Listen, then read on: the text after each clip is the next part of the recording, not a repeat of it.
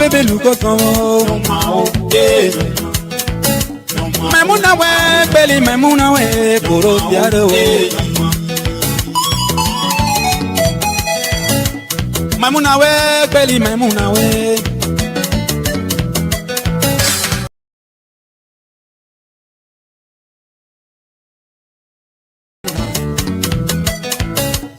memuna pa pato puna karo ngode na wape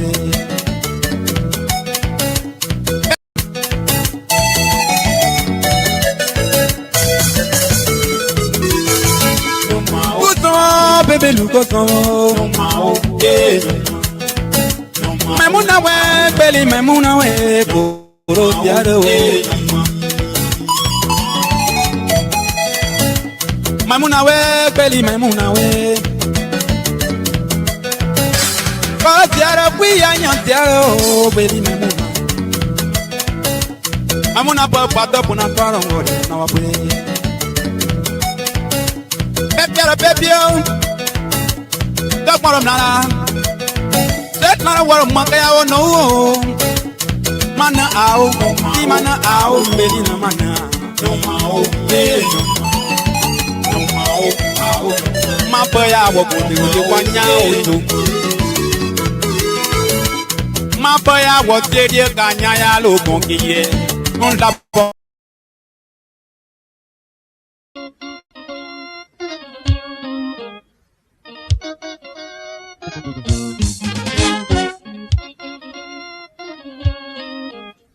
Bonjour.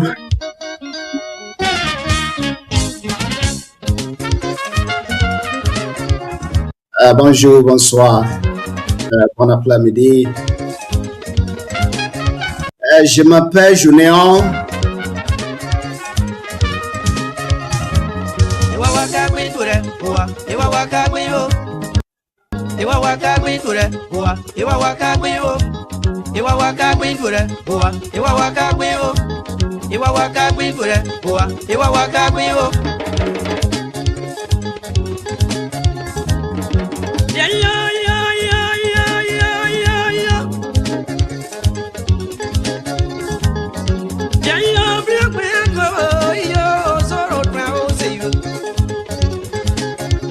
Well, good evening, good afternoon, good morning.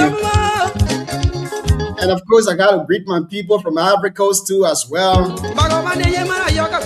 those that are watching us from Paris, France, and all of the French-speaking country around the world. I'd like to say bonjour, bonsoir, bon après-midi. Depending on the location where you're watching us from this time. I would like to say a warm welcome this evening to BKS TV. Welcome to the Heat Tower program here on BKS TV. A big shout out to those of you listening to us from the Ivory Coast. We want to say welcome. And we have some of our ardent followers too from Gabon. I would like to say welcome to the show. Not forgetting our Liberian people, man, especially people of Nima County, Coast County, or Beth County too as well. I want to say good evening and welcome to the show here this evening. And today is the 6th day of the 6th month, 2026. Numerologists have their own ways of interpreting today. But today is a wonderful day, and it's great to have all of you on here this evening.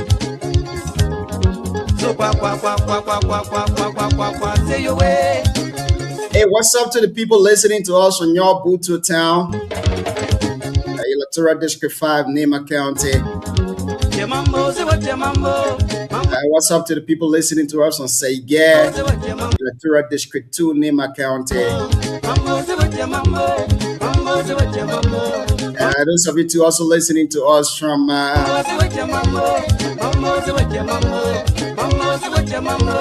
Ganta City, Nema County, Electoral District 1. So welcome to the show you have received. Hey, what up to the Belly Gap people too, man? That's Electoral District 3, Nema County. I want to say welcome. What's up to our Twa River people too as well? Electoral District 4, we want to say welcome to the show. Hey, what's up to the Tap people? Electoral District 6 people, good evening, welcome to the show here this evening. Hey, not forgetting Bang and PSC too as well. That's the people of Electoral District 7. I want to say good evening, welcome to the show here this evening. Hey, what's up? What's popping from your end, man? It's great to have all of you here. 8 minutes past itself in Liberia. 8 minutes past 10 o'clock in Rwanda, East Africa.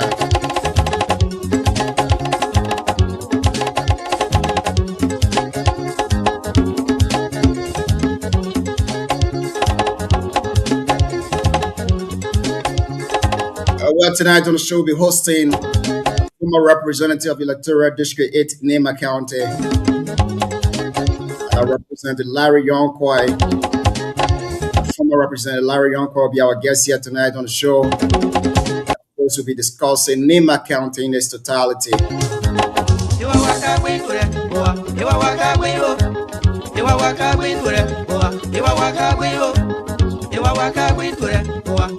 Hey, what's up to my brother Fuma Ture? Fuma, good evening. Welcome to the show this evening. How you doing, my brother? It's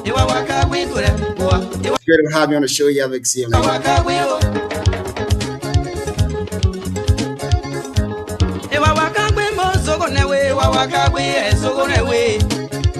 If you're watching us in the comment section, tell us where you're watching us from. Let's be able to recognize you too as well. Paul Manswe is watching us from Bill. Welcome to the show here this evening. How is the government with you, ordinary people? What's up with the price of gasoline? Yes, say back or right price increasing. The minimum wage remain the same. The economy getting tough. Minimum wage cannot increase. What a country we find ourselves in. Liberia.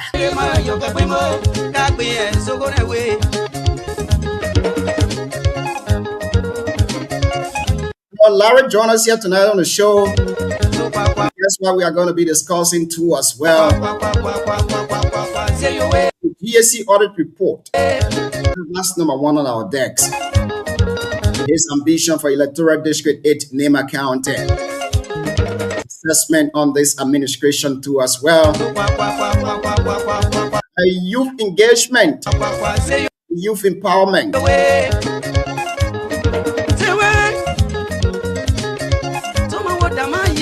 Yonkwa is a member of the CMC, not just a member, but a high-ranking official. Today, CMC locked down Electoral District of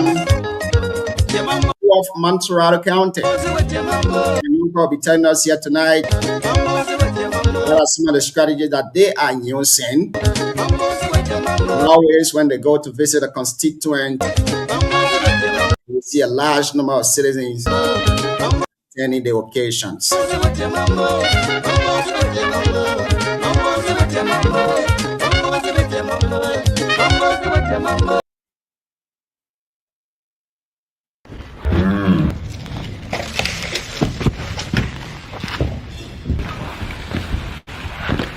Well, no, Yonkwa is in the back already. We'll be bringing on very shortly too.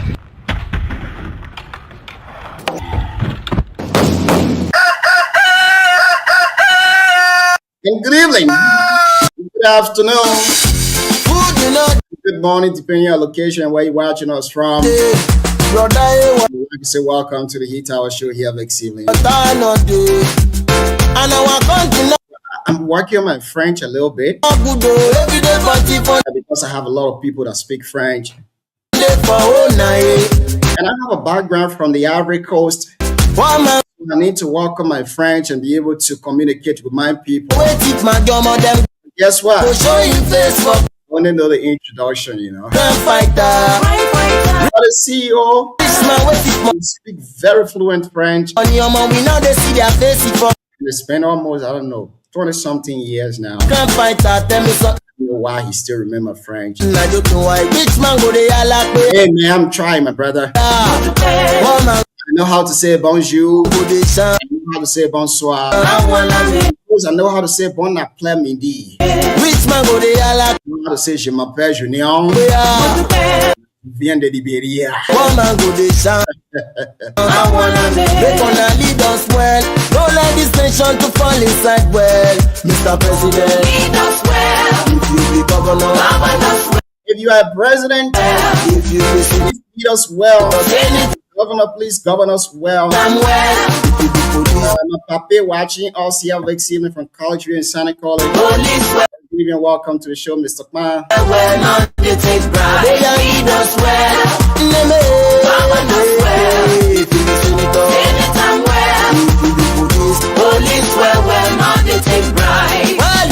be police now. Police officer. Police very well. Start taking bribe. Transportation not there. And You see the LDA going after the victim. People are taking in the substance. You never see them arresting the dealer. You never see a high profile dealer in the country. everybody But just you keep going astray. Washington's is watching us Vex Evening. and now they know how we want to survive. Many is ready for work, but as work not they know how we want to survive. Romeo Moses Yusei Jr. and my friend and brother, We will be just one of our reporters from of Africa, but Margibi. I I don't know the main location currently. I know whether he in Margibi or he in Montserrat. That Sunday you see the man posing from Margibi. My God, police Yesterday you go look at the man in Montserrat. man go see white tick. Go tell you say I say that thing narrate. Tell me something I do to make on a lead us well. Don't let this nation to fall inside well. Mr. President, lead us well.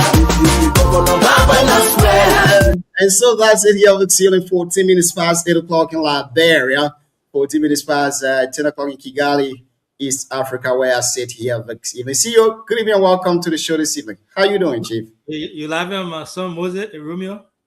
Romeo, The man.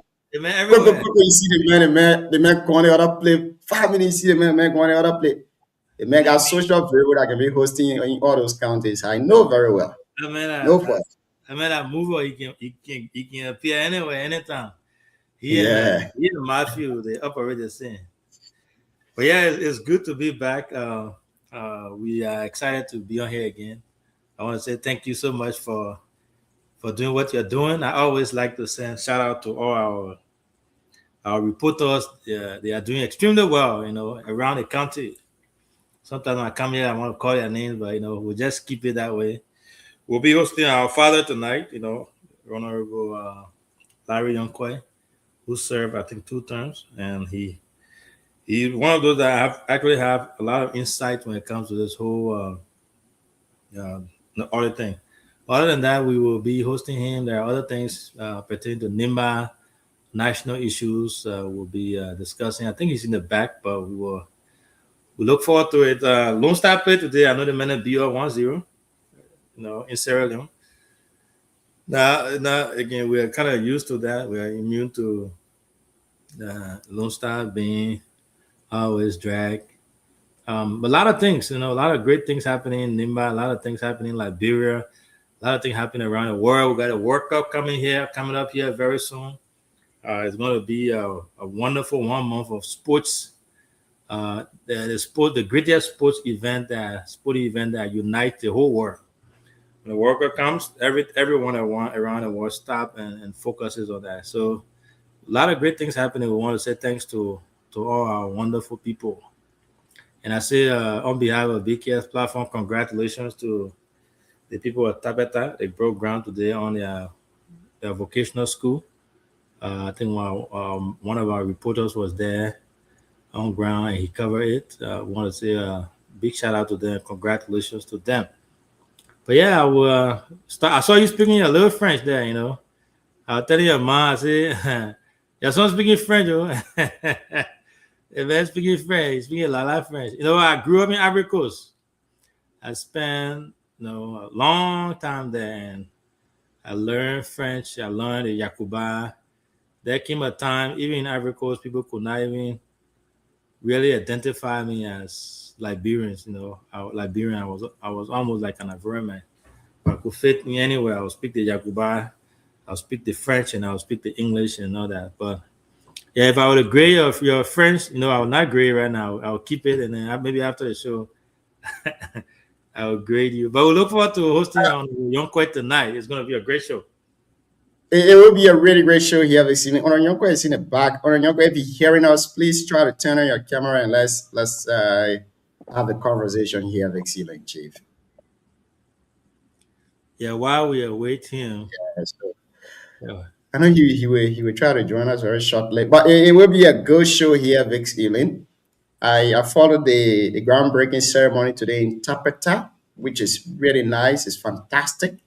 I appreciate it. Do I support groundbreaking ceremony in Tapeta right now? Well, I will be bold to that and say no, because let's look at the county. Nima is very small, CEO. You got a vocational school in San Nicolas that operates under the Nima University. That school is not being sponsored fully. You don't even have the proper instructors there. You don't even have the equipment for students to study. But the vice president going to break ground for another school building in Lower Nima, which is right closer to San Nicolas there.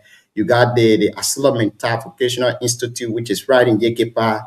Now you got For Life Zoo in Ganta and all of that. Why can't the government invest in these things? See, you went to school in Africa Coast. You know, you saw the system there. You know how it is. Here in Rwanda, it's similar to Africa Coast system. Students don't choose where they're supposed to go to school. The government decide on your behalf. And where you are going, it is well sophisticated, highly equipped. The dormitory is all set. You go there, you got everything to your disposal. You go to school for the period of time that you're supposed to go to school. After that, you go for vacation to your family. I don't know why Liberia is not adopting this system. We got it all across our neighboring country. And you see how the people's school system there is improving. If an Ivorian leave from Ivory Coast and comes to Liberia and tell you that I'm a mathematician, he meant it. He know what he's saying. It means he got edge over what he's saying. If an Ivorian leave from Ivory Coast and come to Liberia and say, I'm a biologist, they know what they are saying. But a Liberian will never tell you which area of specialization that they have. It's difficult. Nobody will tell you, say, I specialize in this thing from high school. But our students in Rwanda here, we graduate from high school, and they will tell you that I graduated from the electrical department. I graduated from the construction department. It makes life easier. I graduated from the ICT department. I did, computer in high school. And when we ask them sometimes, what about biology, physics? They say, no, we don't do those things in our high school. We just focus on the technical aspect, even though we do some theory, but we focus on technical aspect. Now, when a person going to university, even if the parent do not have the money to sustain the university, they can get one or two contracts somewhere, to do it. But see, you can try to get to our guest. I think he might be having some difficulties. He's trying to log in. Let's give him a few more seconds there, because when I call now, it might disrupt his process there. So let's give him a little bit of time, and he will join us here. Yeah, the Tapeta Vocational School, I really don't have much to say about that, as far as again, Tapeta is a central area in Nima there, and again, we hope that it yield the benefit for our people. But I think the problem that you're describing is a valid point. But I don't think it's unique to Nimba or the school that they are building there now. I think it's the entire country. Liberia, yeah. So overall, I think it's going to. I don't know. We'll look forward to seeing what it does, and we wish them the best. We need our people. But I've actually been a proponent of vocational school. Is a big deal. I know you stress on the other vocational schools they have in Nima there. I think the honorable vice president, also is sponsoring some students at the For Life Zone. He talked about 600 students. I stand to be correct there. He talked about it. We hosted Emmanuel Monroe the last time on here, and he talked about the lack of operators when it comes to the yellow machines, and they are facing some problems to get people on there. So people tend to overlook the vocational school. So hopefully, having one in Tapeta, it will share light, because not everybody has the opportunity to come to Monrovia. Not everyone has the opportunity to come to Ganta to go to school. So hopefully that will serve our people not only from Lower Nima, but also some part of Upper Nima and the Igbi and Dori area and all this area. But we look forward to seeing what they have. But I think your concern is valid. It's just it's a big Liberia issue that the country, the leadership has to look into. But it's going to be a long term process. Not just Africa, they didn't do it today. They started that thing way back, way back. You know, I've learned when we were there back when we were small, we were younger. They have very unique school system. So they'll go to school in the morning, and then I think all day, and then by noon they'll come home, and then they'll go back at 2 o'clock, and then they'll stay there all day, come home around 5, Monday through Friday. So that's how intense their educational system is. You know, like you said, when they pass certain area, the school assigns them to a certain region to go to school there, and they have their test that they take. I forgot the name. I think something like that. I've forgotten the full name. Very intense. That school system is structured in a way that parents do have say, but limited say when it comes to where they go and all that stuff. So when I've read man say he's a lawyer. Trust me, he's a bona fide lawyer and a really really good one. It's the same thing in this country too. When an American man tells I'm a truck driver, trust me, they're real good truck driver. They give it their all, and they are proud of what they study. They are proud of what they do, regardless of the nature of it. Technician, carpenter or builder, whatever they do, they take pride in it, and then they go for it. Our society is set up in a way that technical school, even farmers. When sometimes you say I'm a farmer and like brother laugh at you, the thing say you are poor. Farmers in the U.S. are the richest folks. They got millions and millions and millions of dollars. Technical educations, the people that do technical work, some of them make way more than people that got the PhDs and stuff. So once we change, if we can change that mindset and place more emphasis on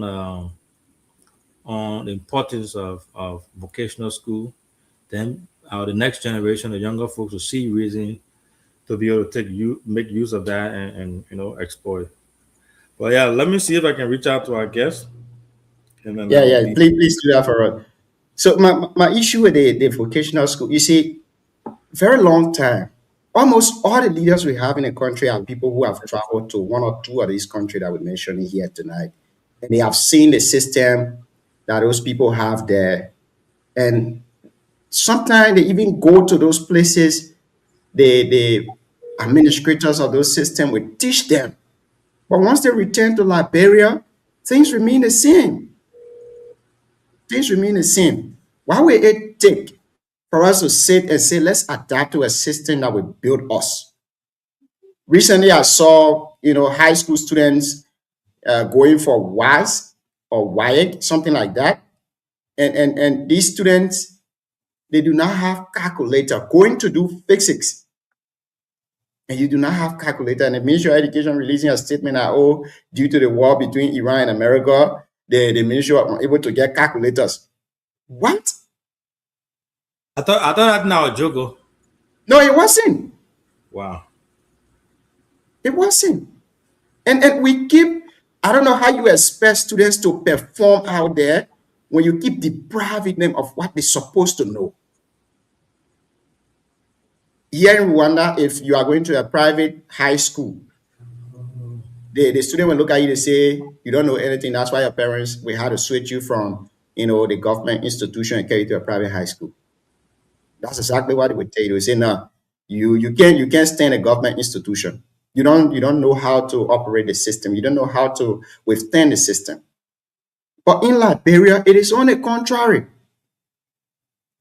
You're building technical school in Tapeta. When you have technical school in Sanikole that is not equipped. How many programs do you offer at the technical school in Sanikole? And I know the mentality is that, we have a lot of people from the Tapeta region, no need to go to Sanikole. People don't have the money. What? Government don't have the money? Is that what we're supposed to be discussing?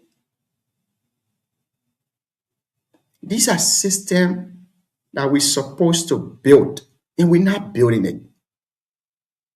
For instance, the Constitution says it should be taught and published in all dailies and also taught in every learning institution, but it is not being taught. So sometimes, plenty of people can sit down, they interpret the Constitution their own way, they do things their own way, and you see government breaking grounds for high school, for university in X, Y, Z places. But those other universities they do not have equipment for them. You carry students to go and do wax. Let's take, for example, in my district, Butuo. How many instructors that you have in District 5 that are teaching chemistry practical? How many instructors you have in Booyah that are teaching physics practical? How many instructors you even have at the schools there? You bring in national exam, you telling the student to go do physics practical, chemistry practical, biology practical. What are the equipped labs? Even the university themselves don't even have a well-equipped labs. Then a high school. But we go to Ivory Coast on a daily. We go to Guinea on a daily. We see the people system there. But you know what? If you go to the high school that is in the name of the minister or in the name of the representative, you get the best facility ever. But the government-owned institution, people don't want to attend them again anymore. You know how many students had a dream to go to University of Liberia? But nowadays, students either want to go to Cardinal University, UMU. The name is there, University of Liberia, but it is not being delivered. The name is not delivering for itself. Well, it's a really sad situation. 8:30 in Liberia, 10:00. 10:30 in Rwanda, East Africa, where I sit from. Now, Larry Page is on the show here next evening, and of course, he will be our guest. The Papa is an intellectual.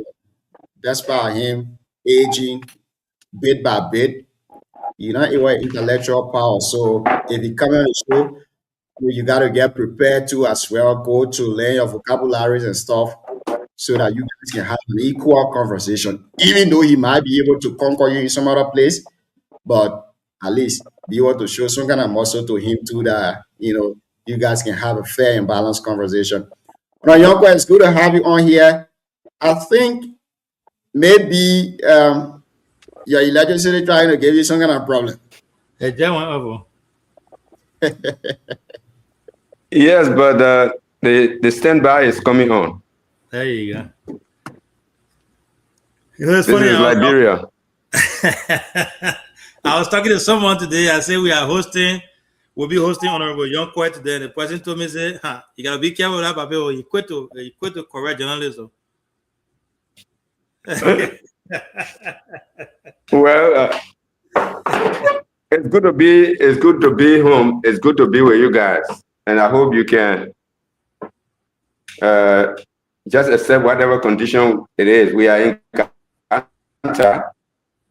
LEC just went, and we are using standby. So whatever the feasibility is, I think the substance is what our audience should be interested in, and not the environment. So we are very happy to be here to join the CEO and his partner, as well as other listeners and other compatriots of our country as we discuss national issues. We are very happy to be here. It's great to have you on the show here this evening, Yonko. A lot of people listening, a lot of radio stations relaying the show here tonight. We have a lot on our plate that we want to discuss. I would want us to start firstly with the trending issue we have to do with the audit report. Then we'll go to your district, we go to Liberia, and we come back to NIMA before we let you go. Recently, the General Auditing Commission, GAC, the Auditor General, released the audit report on the past county administration of NIMA County. Now, you were in that administration. When I say you were in the administration, I'm talking about during the time you were serving as representative. The caucus was also, a member of the county administration. But some way, somehow, you and the late Senator Prince Johnson at that time, we that were in the media landscape, we saw you guys going at local hair from one point to another on the same PMC issue, hoarding and putting and all of that. On our Yoko is saying we shouldn't buy yellow machine because we are not willing. I mean, we're not ready yet to maintain them. On our Prince Johnson is saying no, Larry is not ready. You know, Larry is just an envious person and all of that. What say you on this report? Well, thank you very much. I think the report has gone a very long way in absorbing those of us who were in leadership along with our colleagues. Absolve, ABSOLVE, absolve me, exonerate. Or he has gone very far in proving us right. And for the doubting Thomases, all those that were very much highly protective of our venerable senator and those that believe with him, they are not seen from where we came and what led us to do what we did. Actually, I must commend the superintendent for being courageous enough to have called for the audit, even though it took a very long time before it could be placed out there. But I'm very happy that the truth has come out. We were trying to protect the resources of Nimba County. And we want to teach our young ones that it's not only enough to fight to go in the house, that when you are in the house, whether Senate or representative, the Capitol building is not your limit. You can even go to the court. If the Liberian court does not satisfy you, you can go to the ECOWAS court just to prove your point. And since we could not get justice at the level of the Supreme Court, because the Supreme Court could not sign the case, when we came from the circuit court after we took the caucus and the county administration to tax for not conducting the PMC election properly, they told us to go back to status quo ante, and there we were. And honestly speaking, I thought I was protecting or I was quarreling about a smaller amount. I actually had only about 5 million in mind. The 2.7 million that we allocated in 2020 at the county city in Senate, which was supposed to be managed by a PMC that was handpicked by the senator. And the 2.3 million that followed later on, which the former assistant superintendent for fiscal affairs said it was placed in the county account, but when they went to check for it, they didn't know where it went after transition has taken place. And so 2.3 and 2.7 together, I thought we were talking about 5 million. But we are now talking about 12.5 million of resources that could do so much for Nimba. And this is one of the signature activities I took on when one of the two signature activities I took on during my tenure at the Capitol. When our compatriot councilor Cabinet Jana was being illegally ejected from the bench because of the position he took when Liberty Party and CDC were at the court from the election, the first round. He was targeted for expulsion from the bench, from impeachment. When that came to us, knowing the law as we know, knowing Article 43 of our Constitution that is calling of the legislature to have an impeachment law, and considering that we don't have any in Liberia, therefore we cannot impeach any public office, I felt at the time that, Mr. Speaker, if we were to honor this request to impeach our judge because of the role he played and the rest of it, we were going to be going against the Constitution. We have not yet come up with a law for impeachment in this country. They didn't want to listen. So I met with the caucus from Nimba and Rugweklo and the caucus, and we met and told the Speaker, if you were to carry on this impeachment, we will walk out. He said, okay, I will respect your view, but the will of the executive must be done. And we physically walk out. So even when it was alleged that money changed hands at the level of the Senate to have him convicted, because impeachment can start with the House of Representatives, where indictment can take place and conviction can take place at the Senate. Our two senators could not really convince NIMBA people that they did not vote for the impeachment of Councillor Janet, because they were part of the process. The voting were done in secret. But at the level of the lower house, our decision was clear. We physically walk out. So this is the same thing. My decision to fight for the resources of NIMBA from being squandered in such a bizarre and dramatic manner as we are seeing through this audit report did not leave any room for doubt as to our sincerity with the county.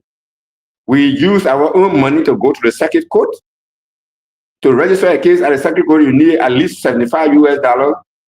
We flare receipts from government account. We did that from EcoBank in Ganta. We took it to Ganta. We have property valuation from Honorable Prince Tokpa. And we filed our case with the circuit court to stop the caucus from conducting an election for PMC by just show of hand, when it should have been secret ballot. And so for that to take place, the writ was issued, and our current vice president, being a representative at the time, made himself an operation man. He, along with the late Representative Johnson Gweglo, may so rest in peace, and the former county inspector, our brother Reginald Mann, they made themselves people who were standing in the gap. The belief that was bringing the rate at the Capitol building, the administrative building, to serve it on the caucus and the county administration as a prohibition to stop the process until our plea was heard. That gentleman was placed on Johnson Gweglo's vehicle and taken away from Sanikole for that rate not to be served. And within a twinkle of an eye, in less than 5 minutes, and Johnson handpicked one of his staff, which is Harry Yenemi, and another gentleman, Santa Cra, and another brother, Yenga, and they were given the position of chairman, controller, and treasurer, respectively. So from that 2020 August, there was no county sitting. We were pulling and pulling. We went to court.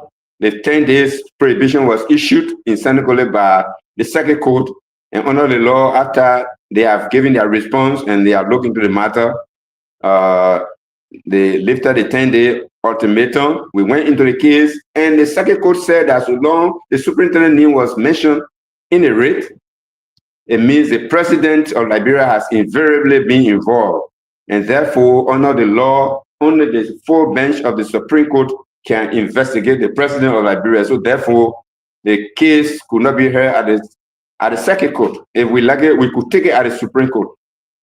And because we wanted to fight for the people money, the NIMBA people money from being squandered by handpicked people, we use our own resources. Those who are conversant with the situation at the Supreme Court, for you to carry a case to Supreme Court, you pay a reconnaissance fee of no less than $2,000 United States dollars.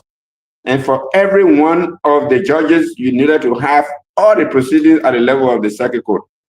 We use our own money. Honorable Koga, myself, and Honorable Prince Tokpa. We use our own money to make sure every process was completed, and the case was lodged at the Supreme Court to stop Senator Johnson and some of the people, the players there, and others that were in cohort, people who made themselves consultant. How can you be a lawmaker? You're supposed to provide oversight, and you made yourself consultant to an executive body that's supposed to be implementing what has been agreed at the county sitting. So these are the kind of thing we are seeing today. Very bizarre.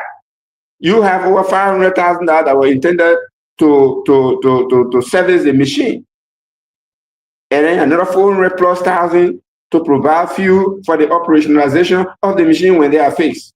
And if you look on the Facebook of recent, in September of the following year, immediately out of the $500,000 that was supposed to be used to service the machine, only 150 or so thousand were used.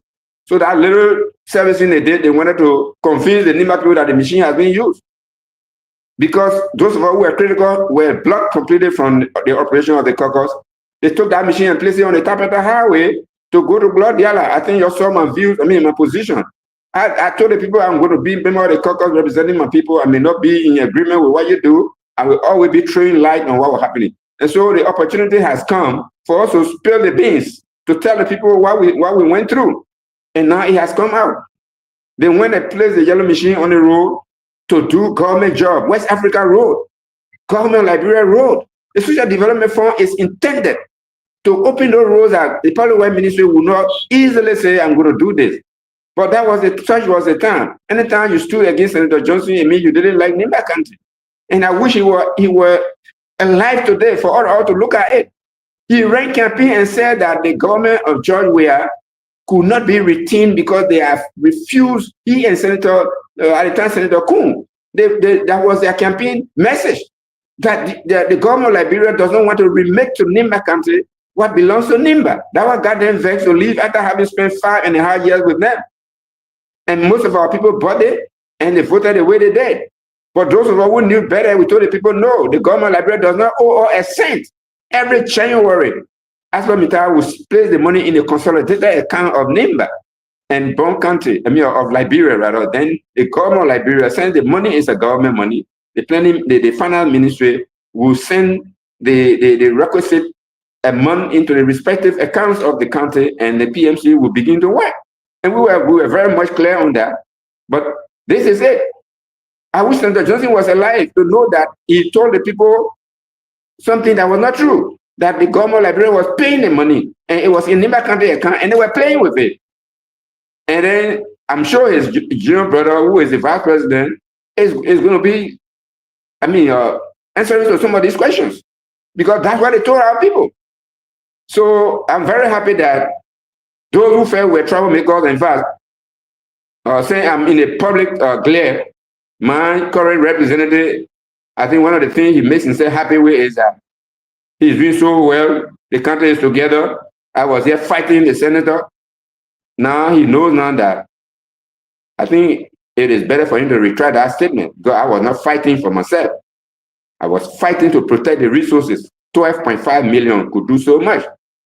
While we were doing that, some of us were paying PTA teachers, volunteer teachers from our pocket, $25,000 just to make sure Flompa graduates at high school. Because people were saying, Liberia, Nimba County does not have, District 8 does not have high school. We made sure William V.S. Stratman, a high school in Queen, was able to put up the first graduate shown in 2023-2024 academic year. And Flompa Public School was able to put up the first graduate 2023-2024 academic year.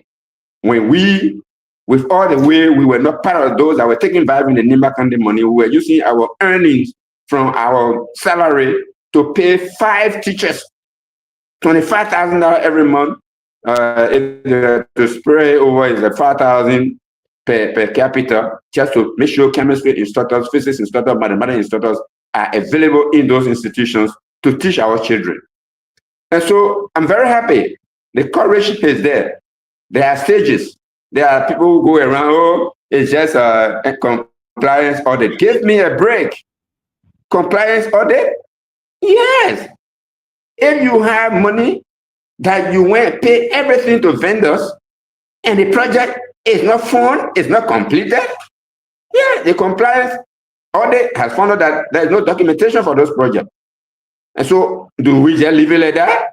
No. Those who were responsible, who were responsible for ensuring that there is documentation on every money that is paid, project that is completed must be certificated, that yes, there is certificate of completion. If they didn't do so, they should be held responsible. You know, and you get yellow machine to be serviced, and the machines are not serviced, and you can see it all over the country, lying down in the country, grass has grown over there. Obviously, the money need to be accounted for. And so, for some of us, for example, Koga was very categorical. He's saying $1 will not be spent in my district because the process is wrong. That's why you see that there's nothing in District 8, District 5. District 8 had only one conventional compound constructed because that project was approved in previous years. And of course, as a law-abiding citizen, the court has spoken. The circuit code of Nimba says you go back to status quo ante. Those that were elected, though it might be done wrongly, it hasn't been proven in court. Therefore, they will continue to operate. And Senator Johnson and his team, along with the vice president, then representative, and later on senator, they placed the people there. And even though no project being implemented in the district, we were paying them until their time was over. And so what is happening now is that we are very happy that these people, some of them are still around. Like the like of Glikia, I can remember he told me, we will suppress you in this country saying you feel you know too much. That word is still in my ear. He said that in the office of former Speaker Buffer Chambers' office after the election, after we had lost, but we still had like October, November, December, January to work. And he made that statement in my presence. We will suppress you in this country. This is the time now for them to come out to suppress us. Those of us who were on the right side have resurfaced. And we will continue to encourage the committee on public account, because audit report is in itself is not useful unless it goes through the legislature again.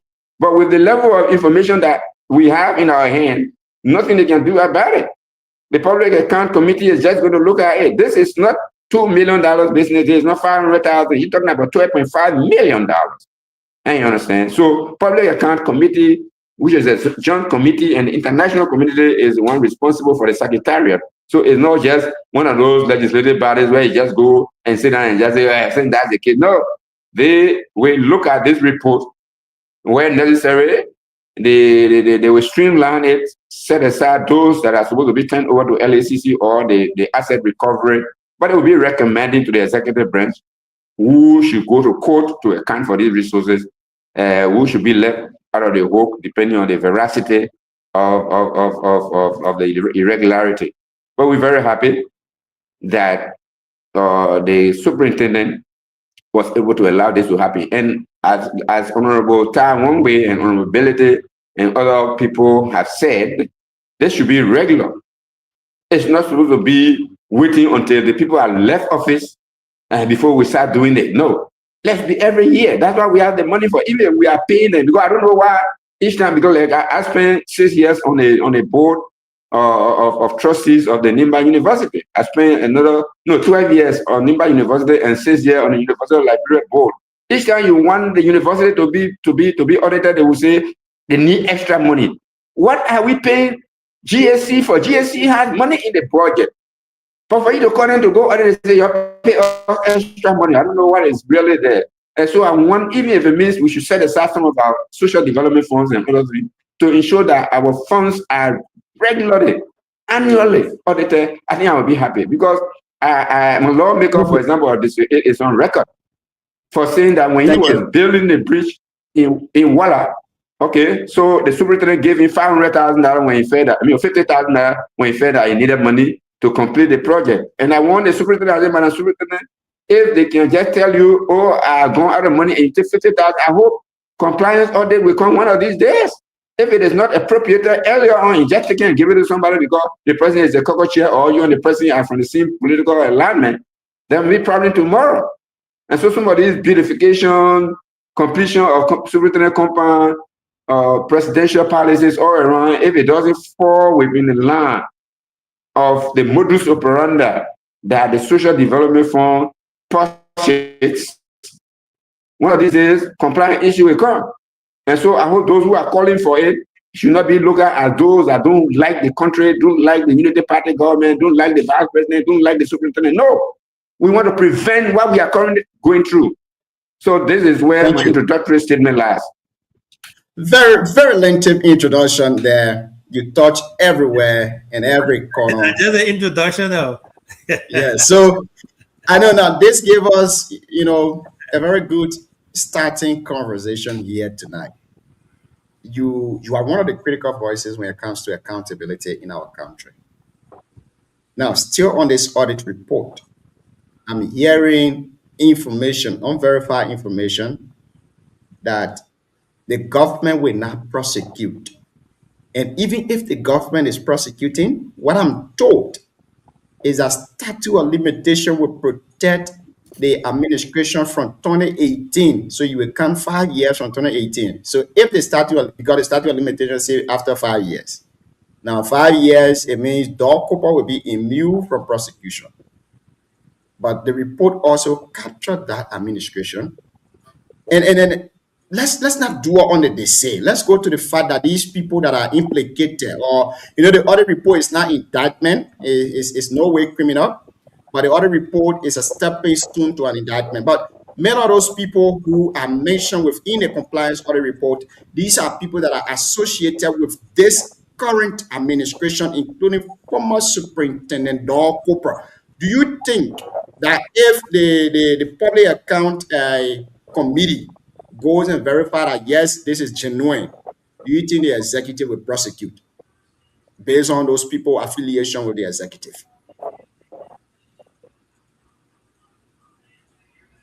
Well, if the court, the Supreme Court, the LACC, the whatever court, criminal court does not hold those people responsible, the court of public opinion will hold them responsible. We are going to election 2029. The Liberia we have today is not the Liberia or Nimba country of 10 years back, 5 years back. You're dealing with a population, a demographic that has a huge component in the youth age, and bulk of the young people are educated nowadays, and they are following issues. And so I'm not a lawyer. I don't know whether statute of limitation can apply in criminal case. If those that want these people to be prosecuted can fight to qualify siphoning of people's resources to becoming a criminal case, then I don't know whether there is statute of limitation to it. I don't know. I'm not a lawyer, though I attempted becoming a lawmaker for 12 years, but it does not make me a lawyer. So that one, some of our legal luminaries are listening today, whether statute of limitation can apply here. But whatever it is, I know these people are in a very dangerous, very, very dangerous position to even be relevant anymore, for some of them to feel that they can convince anybody to listen to them anymore.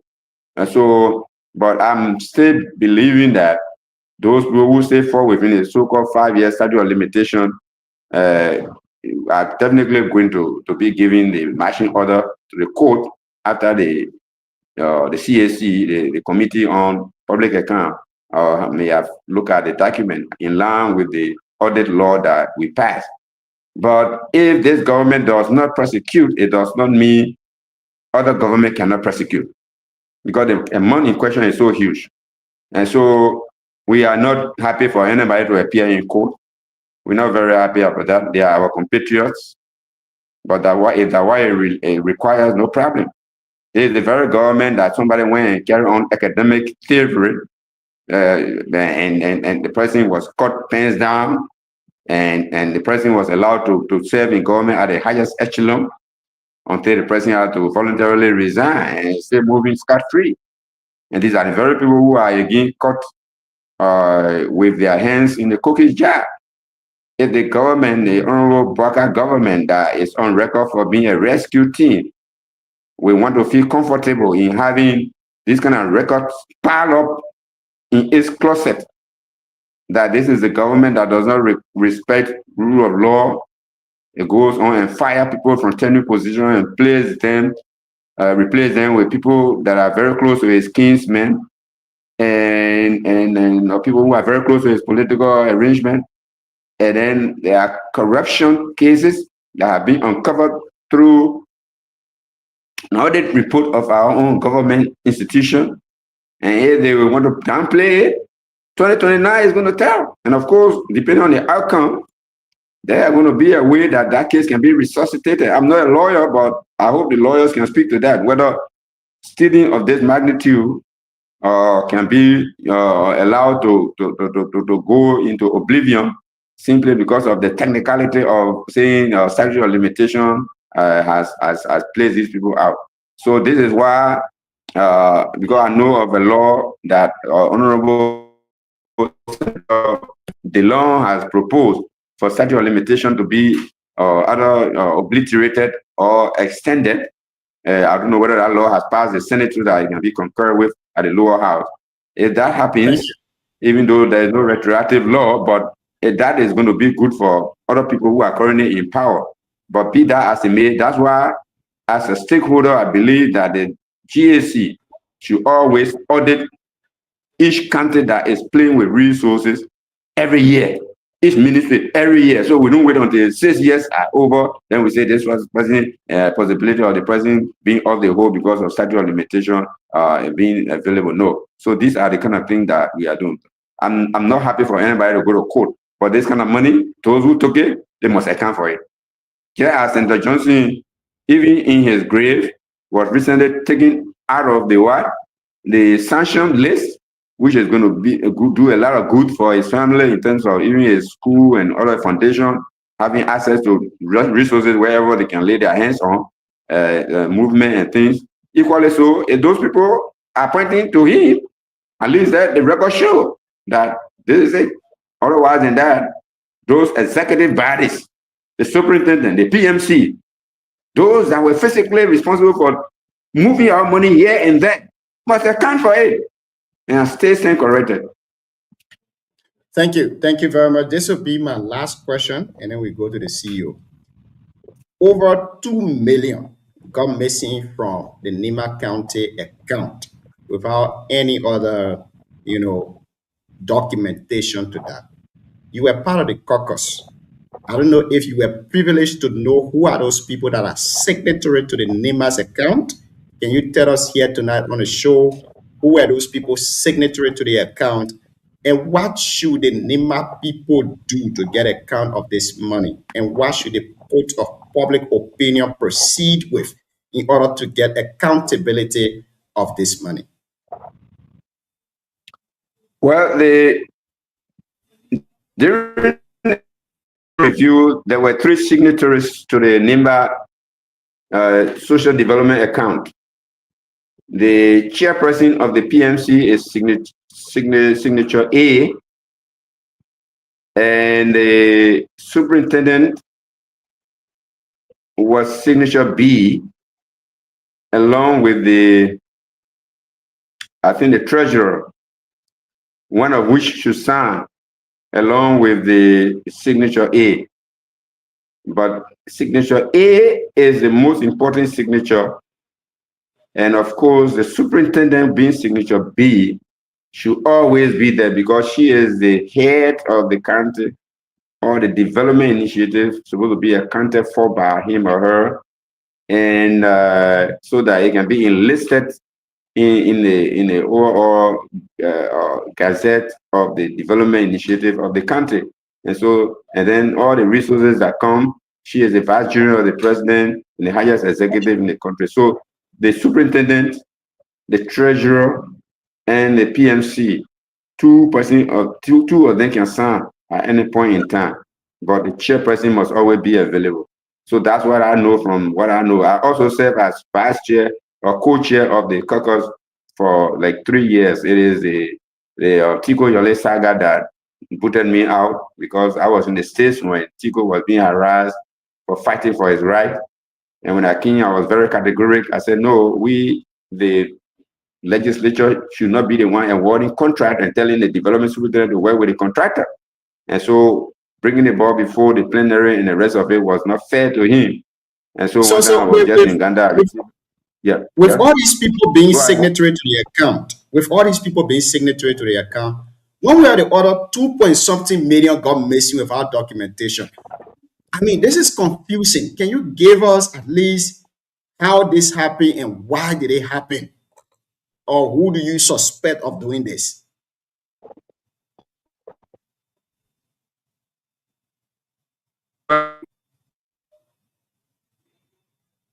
I think the people who made sure the election of the PMC was not done properly had their own reason, and the very reason for which she did it is what we are going through today.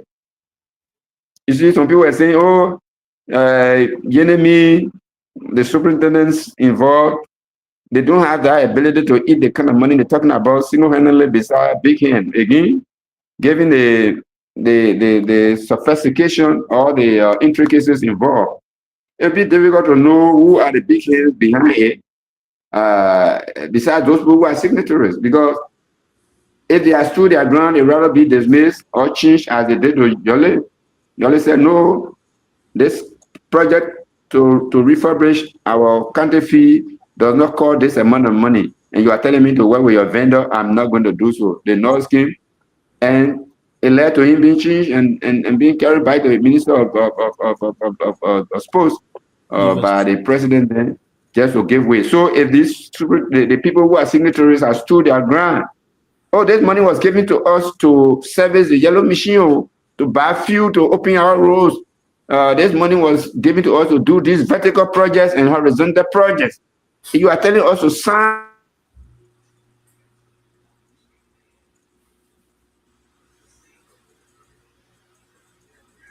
So it looks like his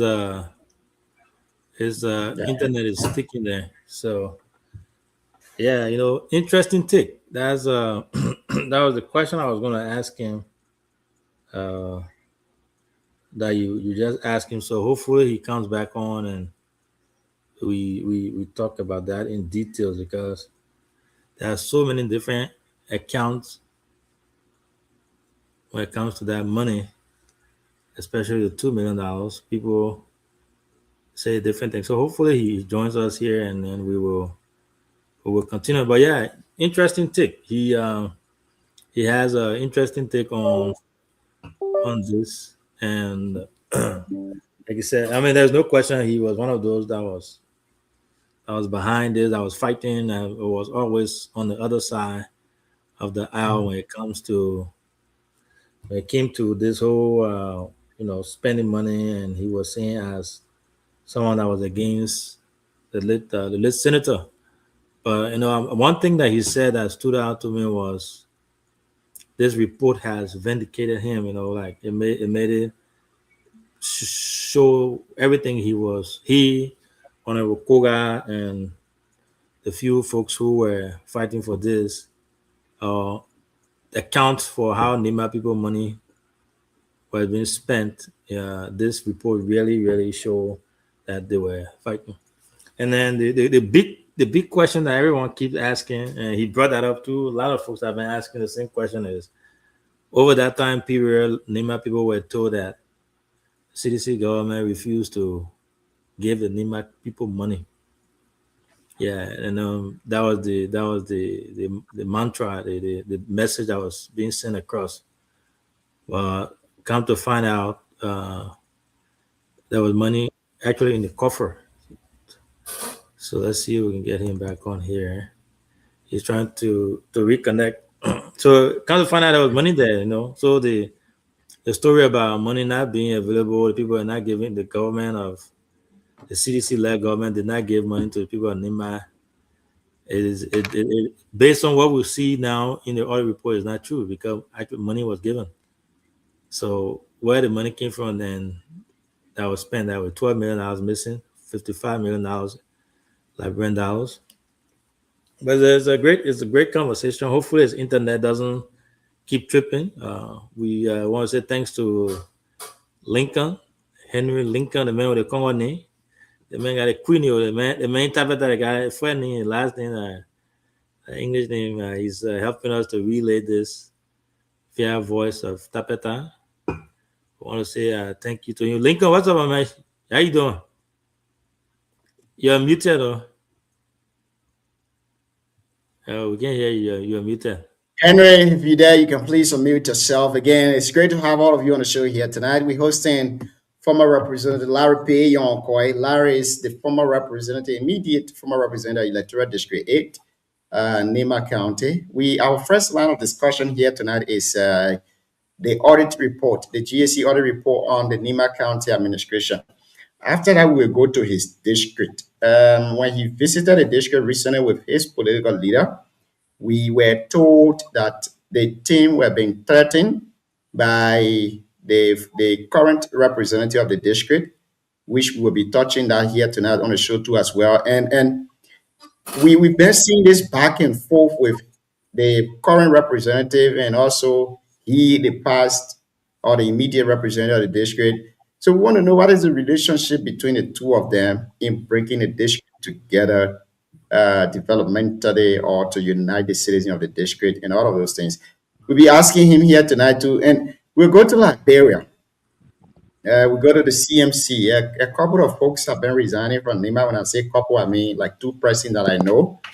Bangura resigned from the CMC, followed by Mark Bleum, also resigned from the CMC. What is triggering this resignation?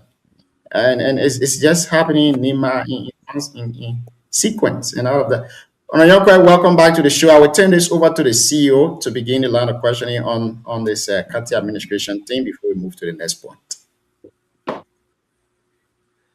Oh, you connected. You can hear us? Oh man, internet coming miss BO. You know, the people, they don't let us see the paper on media. They don't let us see on TV. So I think you got to go to those Gipo people and tell them today I'll be on BKS TV. I beg you, please allow me to show face. Let me discuss the Nima people issue. But like you were saying, CEO, you know, politics, especially in Liberia, the way our leaders does it, it makes so many people to create hatred and enemyship for others. When our Larry then were fighting at that time, going from court to court, you know, many people say, oh, they had their interest in the PMC election, and because their interest, they didn't win the election, so they decided to just hold on to Nima, put Nima on a hostage for Nima development to not go on, and all of those things, not knowing there were a deeper thing more than that. Who is Harry telling me to be taking 3,200? I'm an issue here with the whole thing. 3,200 as a salary PMC chairman? Man, that one would have many pay. Can't for a minute for Honorable Yonko, you can hear me, right? Yes, sir. Yes, sir. Yeah, so I'll take you back to the $2 million. Man, that's my biggest stick on this whole thing. So according to say Musa, I think that's his name, right? He was the treasurer. According to him, he took the money, or he gave the money in the check to the caucus. And then from there was no account for it. You know, we had Honorable Ta here yesterday, and I asked Ta the same question. When you write a check to any bank, the check is made payable to someone. It has to be written to someone's names. And then when they cash the check, the person who cashed the check has to sign that check. So there's no way $2 million check. We're talking about $500, $200. The $2 million United States dollar check would just go missing like that, and no one wants to talk about it. So everyone is saying that the check went missing. The check went missing. They can't find the check, but the money left the account. The internet, we are giving over a hard time. So that check there has to be a trace of it. If the people really, really want to find that check, the leadership really want to find who was responsible for the withdrawal of the $2 million check, they can do that. It's easy for them to do so if they have the will to do so. But I don't think they want to say.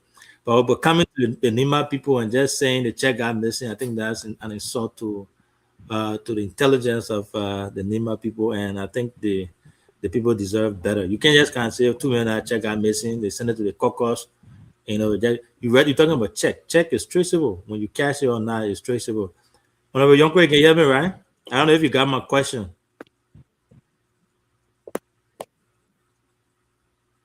I think the anti-audit people that I'm on to discuss the audit yet to know. Honorable Yonko, are you there? Yeah, I'm here, but I can hardly get you guys. The network, I don't know, because it's trying to ring here. The network is giving me a hard time. Yeah, I think it's the network, but you can hear me now? Are you hearing me? I can hear you. We can hear you clear, loud and clear. Wow. I found it difficult to hear you. Yeah, the internet. So see, let's try to put him in a bag and let's see if he can rejoin from there. Well, it's a wonderful conversation that we're having here tonight. Former Representative Larry Bay Yonko is our guest here, one of the intellectuals of our county, Nimba, discussing varieties of issues here tonight, starting with the GSC report on the past county administration. The report was done from 2018 to 2023. And of course, a lot is being uncovered here tonight. Larry was one of those advocates at that time for the PMC election that was conducted, according to them, the election was not conducted in a free and transparent manner. People were handpicked, according to them. I'm quoting from them. Ranyanko, are you hearing us? I'm hearing you now. I don't know how long it's going to last. Well, okay, great. We hope it lasts forever. Go ahead, CEO. So, yeah, you can hear me, right? Yes, I'm hearing you. Okay, so I'll leave the 2 million question and ask you a different question. So, you know, over the years, audit report has been coming up, and some people of NIMA, especially the leaders, the PMC folks named, have been implicated in there, and nothing has happened. No persecution, nothing. Especially since the development of the audit formation of the County Development Fund over the years, the PMC and everything. And it continues to happen this way, even with all this audit that came up again. Do you think if we continue on this track, there will be any type of changes, or it will just allow our county officials to continue to steal the people money and just enjoy themselves without no looking back? Because history has said it over and over, we'll do it, nothing will happen, right? We'll do it, we'll eat the money, nothing happen. And then they say, people are going around saying this is just audit report. Audit report doesn't mean indictment. But history has shown that people have been implicated in audit report, especially since 2006, when this whole county development thing came up. What's your say on that? Well, it's very sad that people would think that way. The fact that it hasn't been done before does not mean it cannot be done. The fact that it hasn't been done before, people are not being indicted, people are not being prosecuted, when it has been found that they have stolen public funds, they have abused public trust. The fact that they have not been tried, they have not been brought to book, does not mean it cannot happen. It just requires courage. And the leaders are as good as their people that they are leading. So if the citizens will want to sit down and say, well, the government will decide whether they should prosecute or not, and the citizens don't make issue, or they don't show their unhappiness at the ballot box, or show other sign of disenchantment, it's all left with them. But I'm sure there will be one day a time for reckoning. There will be a time for accountability. The government that is responsive to the people will come to pass one of these days, and we hold people accountable, irrespective of the fact that they're talking about status of limitation or the rest of it. But it's not a good precedence that they will catch the people hand in a cookies jar and the government will decide to prosecute or not. It is not the government responsibility, or it is not by choice. It is a responsibility, the onus given by the Constitution for the executive to prosecute anybody that is seen playing with people's resources. And so those who are going around saying that it's just an audit report, yes, audit report is not an indictment, but it is a process towards indictment. I mean, it's clear.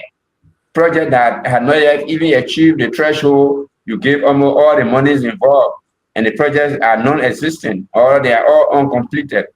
How do you justify yourself as chief executive that has the judicial branch under its wing, the executive branch has the prosecutorial power, and you leave the corporates off the hook simply because you want to be discretionary?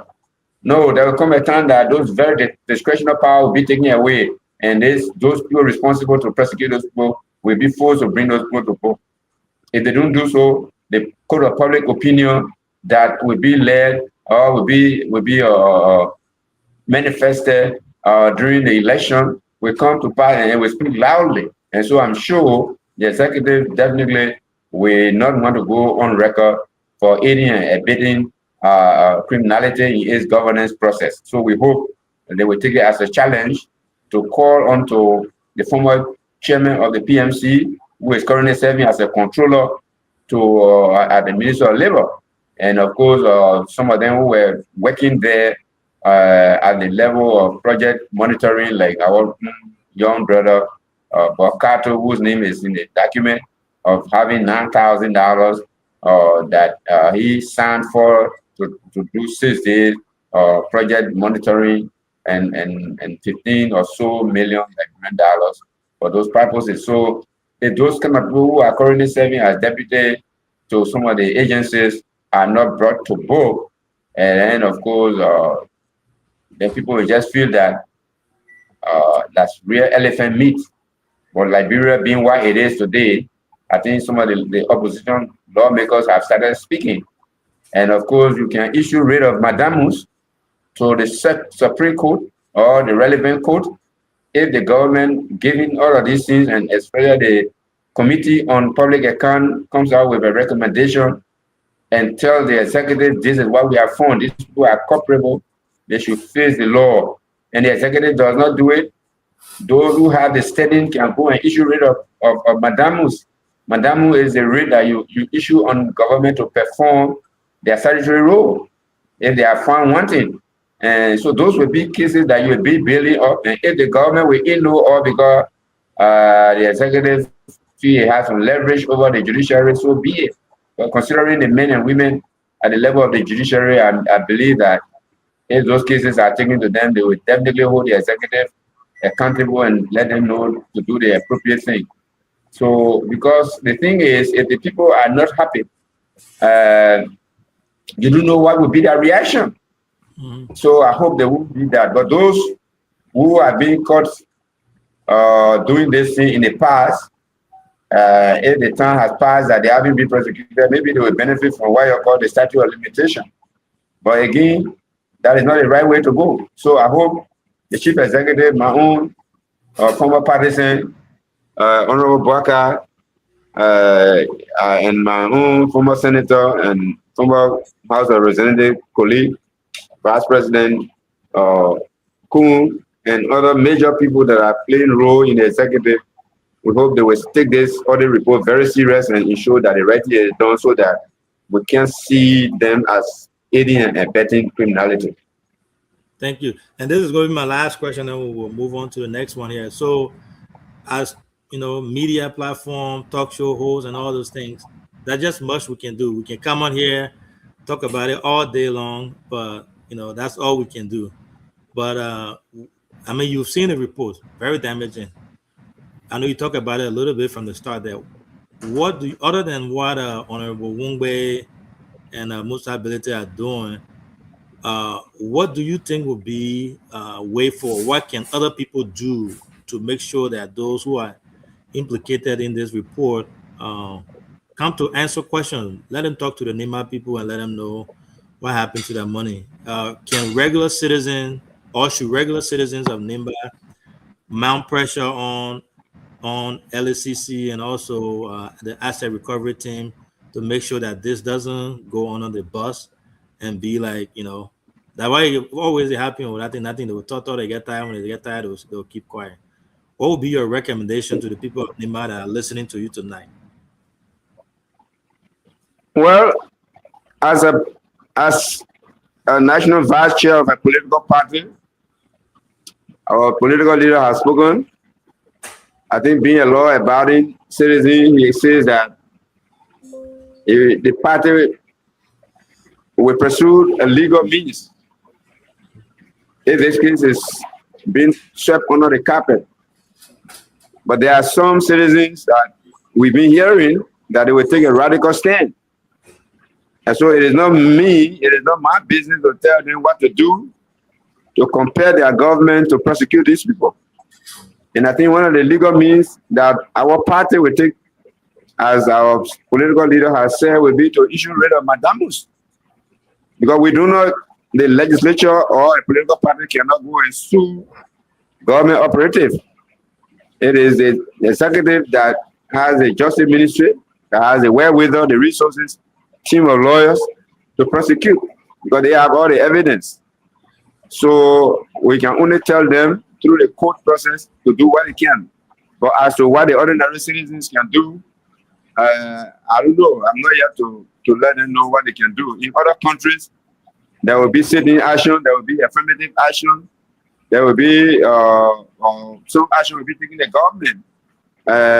Non-compliance push-up can be put up to ensure that if the government does not prosecute, this will happen.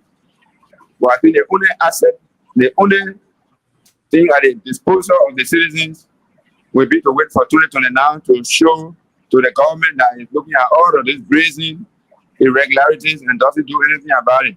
But if anything can be done before that time, we wait to see. But one thing I know is that what our party is capable of doing will be to issue writ on the executive branch to prosecute the people.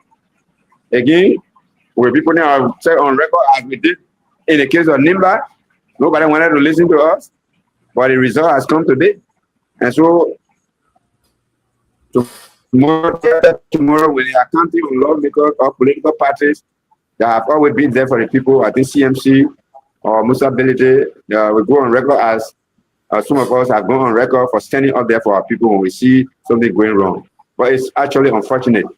It's unfortunate that even the superintendent herself has even described it as damaging. And so something that is damaging, if we sit by it and we don't do something about it, I don't know how far we want it to reach. Thank you. And then I was asking you a question about the $2 million check before your internet started giving hard time there. So the former treasurer said that he gave the $2 million check to the caucus. Are you aware of check being given to you, to the caucus? No. I don't know of what you gave the $2 million check to the caucus. What for key? To encash it and use it?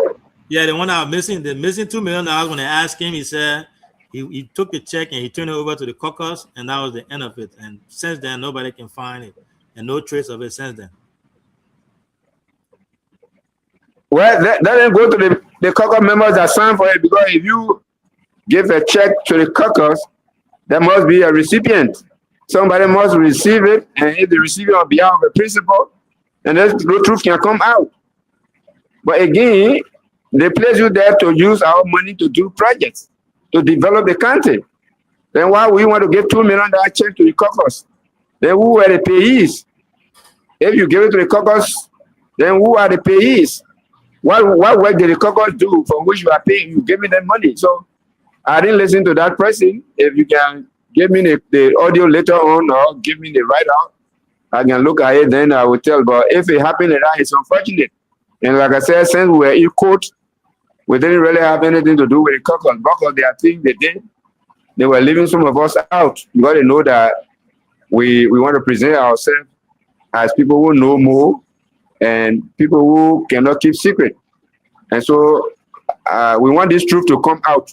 So the caucus member that received the $2 million checks, whether it is one single check or individual check, because I cannot remember receiving a check from the PMC as a lawmaker. No. So if anything like that was done, then let him name the caucus people that receive it and let documentary evidence show that that happens. Thank you. Well, thank you very much, Onayonkwe. We have Olaripe Yonkwe, the former representative, Electoral District 8, Nema County, as our guest here tonight. The show has been really on Voice of Tapeta in Tapeta City, Nema County. Onayonkwe, let's take you over to the next issue. Your district. What are you doing currently to stay engaged with the people of Electoral District 8, Nema County? Well, we are doing so much. We just completed the distribution of 475 solar lights that my political party, through the political leader, made available. You know, we took tour of the district a couple of weeks ago, and the political leader said that in order to assuage some of the problems that the citizens of the district were facing in terms of electrifying the countryside, they were going to make available a number of solar lights. So for the chiefdoms of Mana, for the economic enclave of the chiefdom of Lisino, the first 470-something pieces of yellow machine were presented. And the county chair and his team along with me as a stakeholder, just completed the distribution. Within a couple of weeks or days, we'll be going to Bay Louis, the portion of Wigway that is part of District 8, and Zan Chiefdom to also give their portion of the solar light, which will mean the completion of the distribution of the lights as promised by the political leader. You know, somewhere March this year, we visited Lao Chiefdom, the largest chiefdom in District 8, and some 250 lights were made available, along with other promises, fulfillment of promises that the political leader made. So outside of the political activities, I'm heavily involved in farming, where we're providing some minimum employment for people who are harvesting the palm, who are processing the palm, those who typing the rubber, those who slashing the farm, just to keep ourselves in touch with our people. And so I'm very happy about that, and I enjoy doing what I'm doing currently. Well, when you visited the district recently with your political leader, we heard some information from your district and want to hear from you personally to verify them. We're told that the current representative of the district threatened you, the political leader, and the political party. How true is this information, and how have you guys tried to resolve them? Well, he really expresses disenchantment. He expresses disagreement with the entry into District Number 8, apparently with his acquiescence or without notification. His colleague, a member of the House, responded to him appropriately that I'm not going in your district as a representative of District 7. I'm going there as a political leader that has been given the right to move all over to canvass membership even prior to my registration. So when he goes away from the phone, the internet goes off. Yeah, Honorable El Kagon, the former representative of Electoral District 4, is watching us here tonight on the show. The Gen Z Dean, the Dean or student of the Nima University, Mr. Alan Zoy, is also watching us here. Good evening, welcome to the show. I call him my own man. That's my personal Dean. Former Turi is also watching. I'm a man, Gen Z Dean.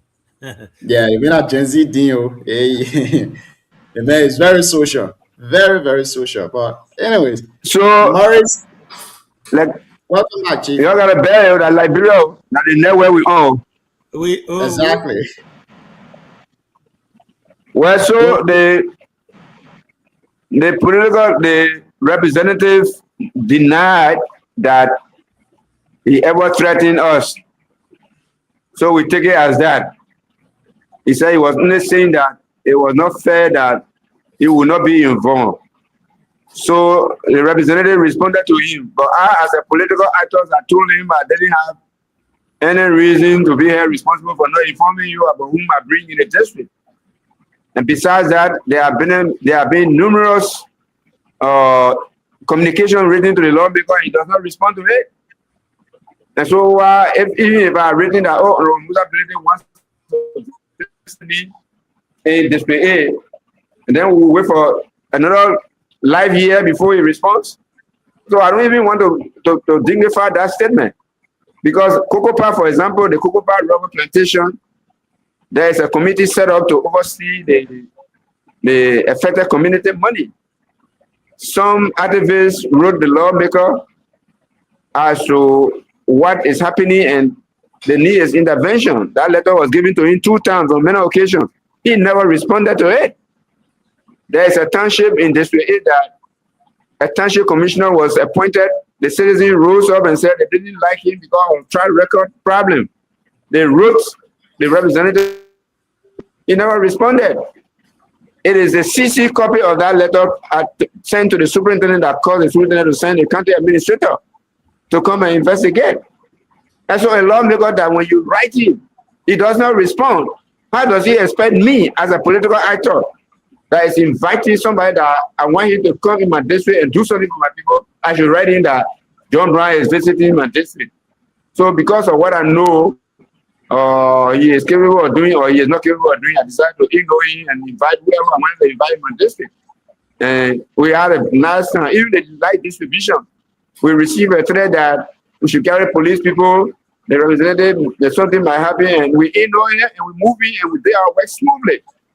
And so there is freedom of movement, there's a free land, and so we don't want a precedent to be set that we cannot continue. And so let the representative remain on his lead. We too who have been there before and are still having something to offer our people to remain on our lead, and we make progress. When the need arises for us to invite him, we invite him.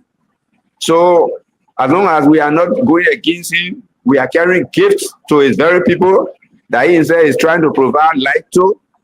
He bought $36,000 worth of transmitter and carried to Flumpa, and bought another $36,000 worth of transmitter and carried to Kanwi to electrify those two towns. Those $72,000 US have been used to buy maybe solar light. You are doing enough. That's why I refer to it as Ivory Tower or White Elephant development. That people did not understand what we were talking about. And so you are trying to electrify the place, and we too are coming in our own way to electrify the place. I don't think it is a problem.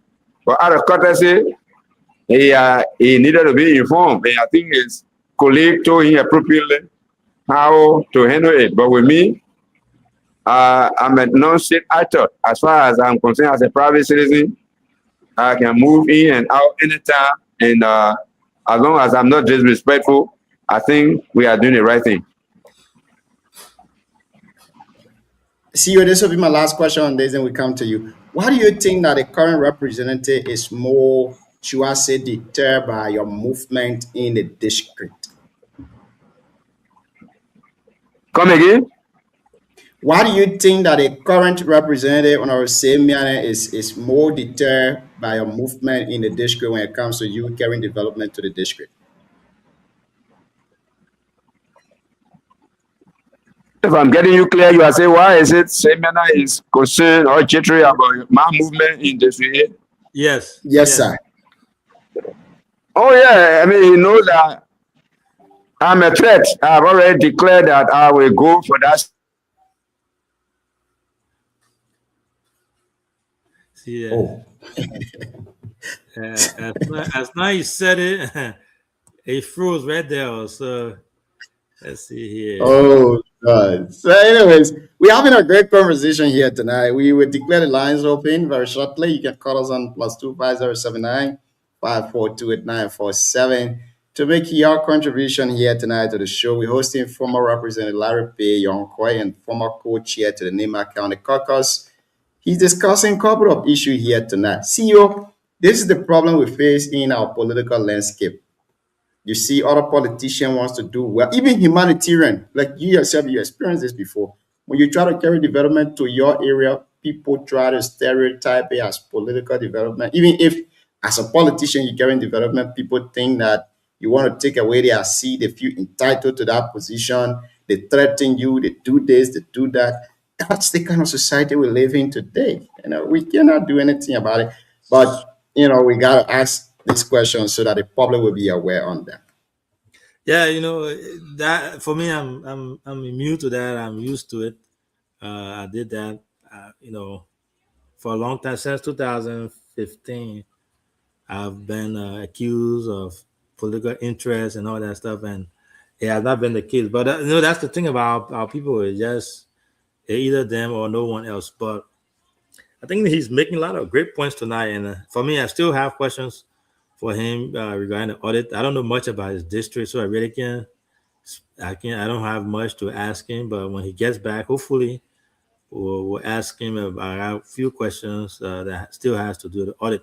To our followers here, we want to say thanks again. We'll be hosting Honorable Boris Ballier tomorrow from District Number 5. He contested there before, and then Senator Koga on Monday. So, and then we'll be again the same topic. We'll still be honing on and going hard on this audit report. And I think our people deserve better. They need to hear about it. That's all we can do, and it'll be left with the people of Nema to enjoy, let it go, or continue to pressure their leaders to make sure that something come out of it. Because if we are going to change has to start from somewhere, and someone has to stand up for it. So I really hope and believe and think that people will see reason to not normalize this, because it's not normal. $12 million missing is not normal. That put the money down there for a county that is so rich, but then it's also poor when it comes to. I was talking to someone today. They told me that some of the clinics, when people go there for treatment, they have to pay the nurses or the people there. They have to pay for their gloves before they help them. And I'm talking about medication. So you go to the hospital or you go to the clinic, you're sick, you go to the clinic, but you have to pay for gloves that will be used on you. That tells you exactly how bad things are when it comes to the health sector in our country. And people are not talking about it. And the fact that people don't want to talk about it, and people feel scared when you talk, and that means that you are against certain things. I don't think that's the case. We live in the 21st century and a media world, global village. People can make impact somewhere, somehow. So speaking up, as long as you do it respectfully and professionally, without being petty about it, I think the people deserve better. And we'll continue to do what we are doing in our weak way. We can't go there and go do anything. We can't say anything, but we'll make sure we share light on this for people to get to know it and see it. And we are again proud of the fact that we've been talking about this audit report, and the main actors are coming out and speaking. Honorable Yonkwe was there. He fought, and he's there. You can tell that he's excited that what he fought for, it actually it has come out.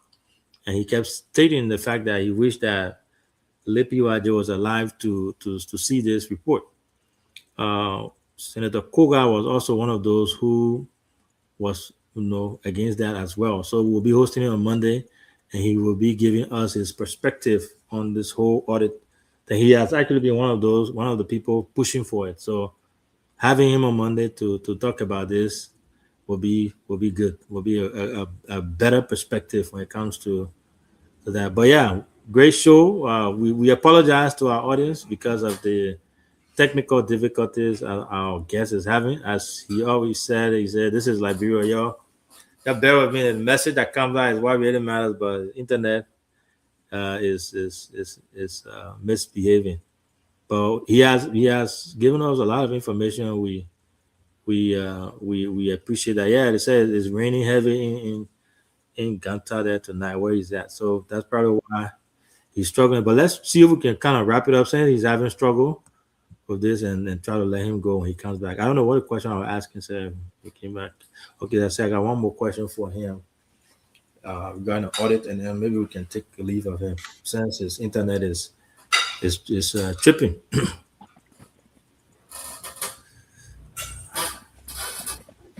So is it raining on your end, by the way? Very much, very, very much. Yeah, we can tell. So because of that, we'll try to wrap it up here to see if we can let you go because of the rain and the bad weather. You were in flight there. I forgot what you were discussing. I think you were talking about the. No, you were saying why is it? Yeah, why is he acting scared? Well, he's scared because he knows that he's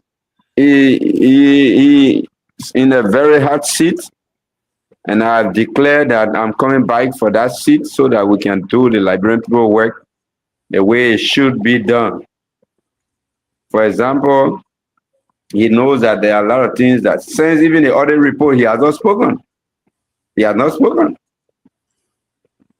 There have been lingering news that they are giving Nimba County 2 seats, along with Bon County that got 400,000 people, Luva that got 375,000 people, but Nimba got over 620,000. How can these 3 counties be given two seats? And we don't hear our representatives speak. the signature bonus of $200 million that was given for the signing of ArcelorMittal concession agreement. They are using $54 million to do the rural base in Port Bridge to Bome Hills and to Bo Waterside. But yet, from Sekipa to Yikipa, it's still more there. Even though the money is coming from NIMBA. The 10%, which is $20 million that Mr. Bilede has been speaking about, our country, our representative and the Cocoa Chair has been mute about it. So there are many things that have been happening that the representative has been found wanting. And these are areas that you need to show your Jews. District 8 used to be among the first when it comes to the country representation, visibility, but now it has gone to the 9th position. And so he knows that giving people like us still believing that despite the fact that we've been there and we are aging, we need to come back to correct some things. He knows that we are very serious about it. We are residing in the district, doing everything with our people, whether there is a funeral, whether there are graduations, whether there are church conferences, whether there are ceremonies by the traditionalists, we are there. And so he knows that we are imminent threat. That's why he is more concerned. And he says he doesn't care about the other people, but he cares more about me. And I like it like that. So we're keeping his feet to the fire, and for him to know that that job is a borrow coat. When you borrow it, you don't wear it properly, it will slip from your hand. And I think it's just a matter of time, say we'll be giving chance for people who are serious-minded to come and occupy that post so that NIMBA can at least from the angle of District 8, there can be some level of representation that will benefit the entire country. When we were there, we were not only for District 8, we were fighting for everybody. That's why I went to Kumbo. I went to Kumbo in Bapulu country when NIMBA people were being harassed by those that felt that the NIMBA people did not vote for them. The caucus sent me there. They were using the traditional devil to harass them. I went there, I brought situation there under control. I went to Grand Jide, I spoke on behalf of NIMBA caucus at the NIMBA Kwado convention, and I said the population was so huge, it needed to be represented by a governor. And immediately after that, NIMBA has governor in Grand Jide today. We've been doing a lot of things that people did not give an opportunity to let people know, but it was a calculated plan.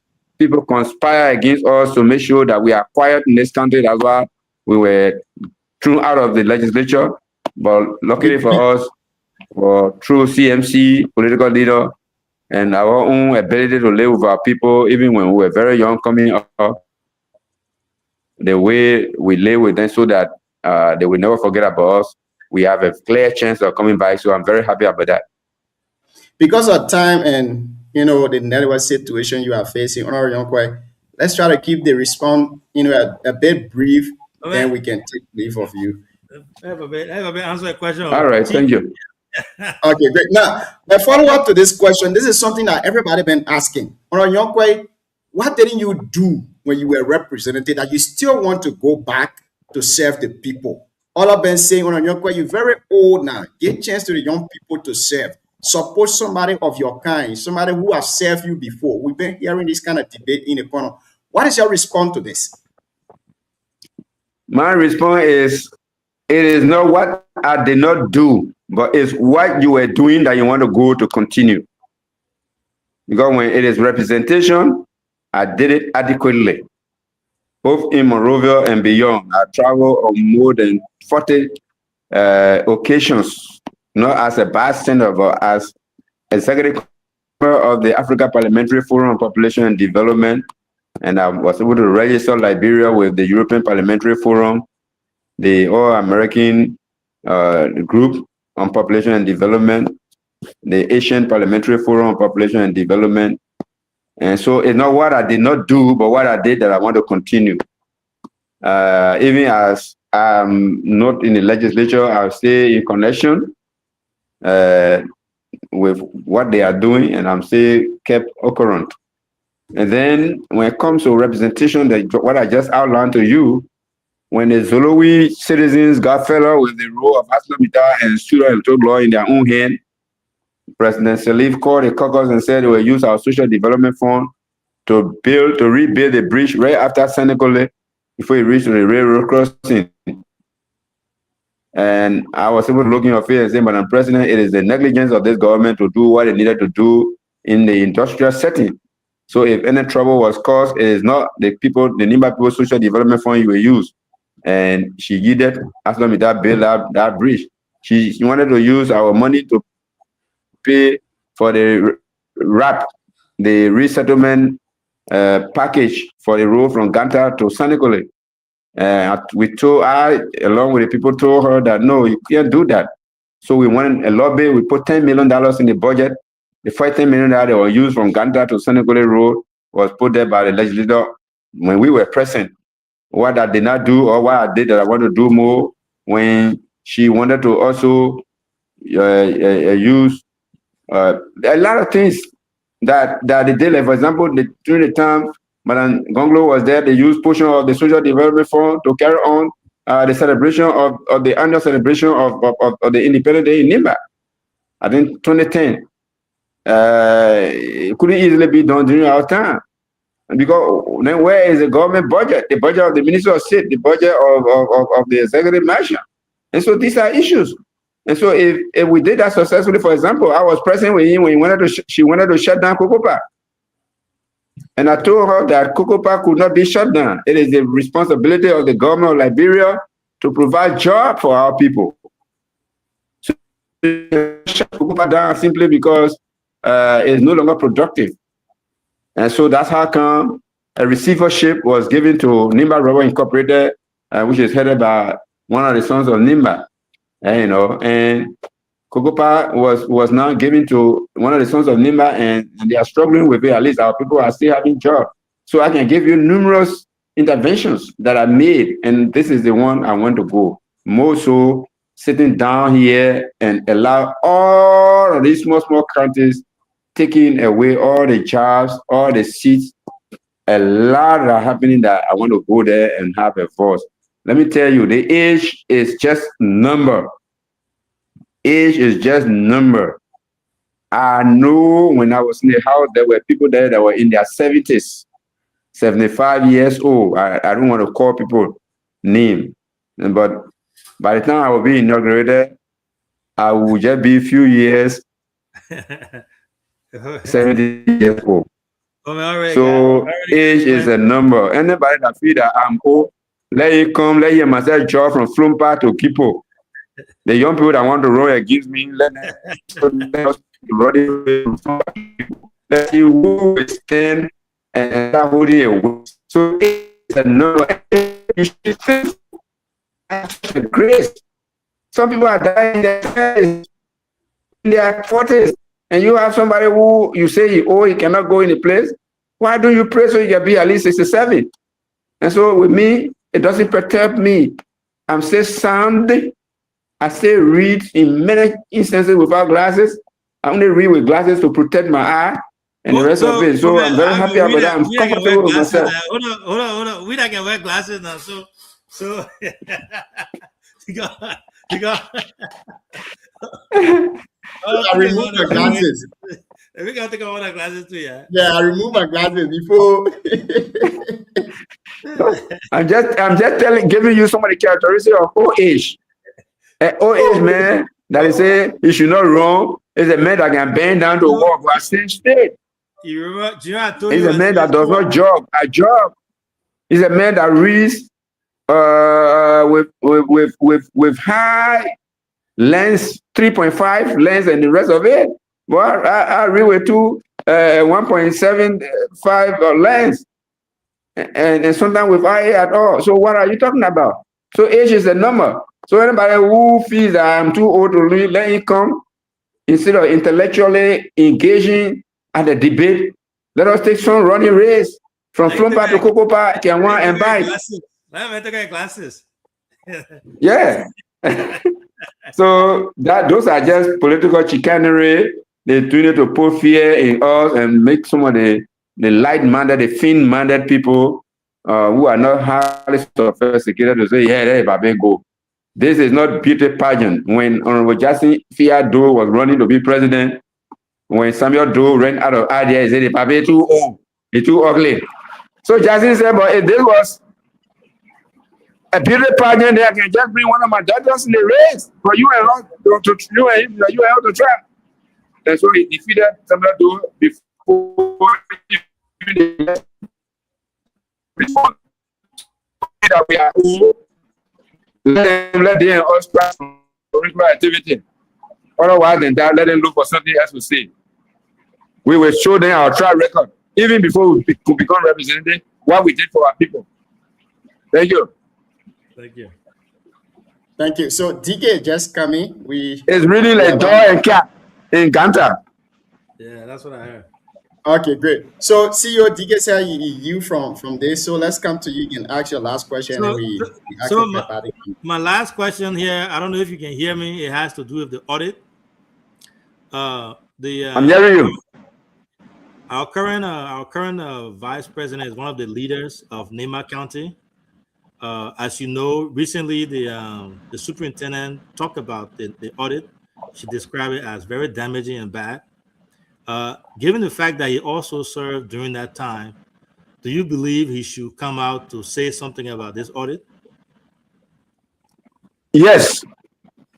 The vice president should come out and speak something about this audit because it is a product of his hard work.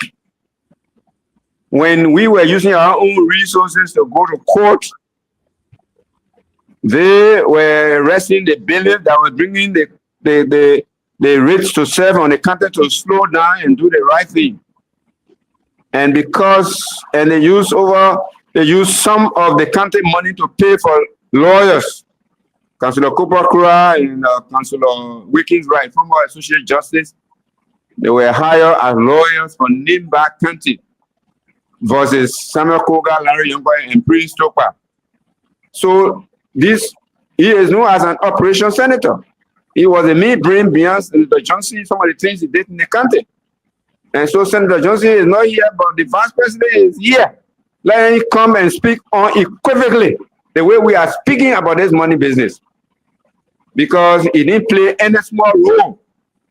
Immediately after they did that kangaroo election, the entire legislature left Senegal that afternoon. The three of us remained behind and started having press conference. And then the next day they came back, which was also illegal because we went for 2 days according to the statute. But they had the caucus along with the county delegates remaining in Senegal for 3 days, which was against the statute. So the vice president should come and speak to this. Then he come and speak to this. Why he presided or why they sat down and saw people who they handpicked and forced on the people. They were making checks and just giving it to people. Or to 12.5 million cannot be accounted for. The vice president should come and speak. He should come and speak. I hold him responsible to speak so that okay, clear outside. If any document come out that will show any imprint on it, then we can take responsibility for that. He should speak. Thank you. That's it, Junior, from my end. Thank you. Thank you very much, Anyankwe. I know you've been with us here for nearly 2 hours now. In 2 minutes, give us your parting comment, Chief. Well, thank you very much, my BKS family. It's because of the network business that I'm not frequenting my appearances, but whenever I'm needed, you can call on me to come and give my late input. To my citizens of Nimba and Liberians and other people in the diaspora that are interested in Liberia, I hope I've made my minimal contribution towards the debate that what is happening to us is shameful. It is now time that we stop making God out of ordinary people. We are all ordinary people.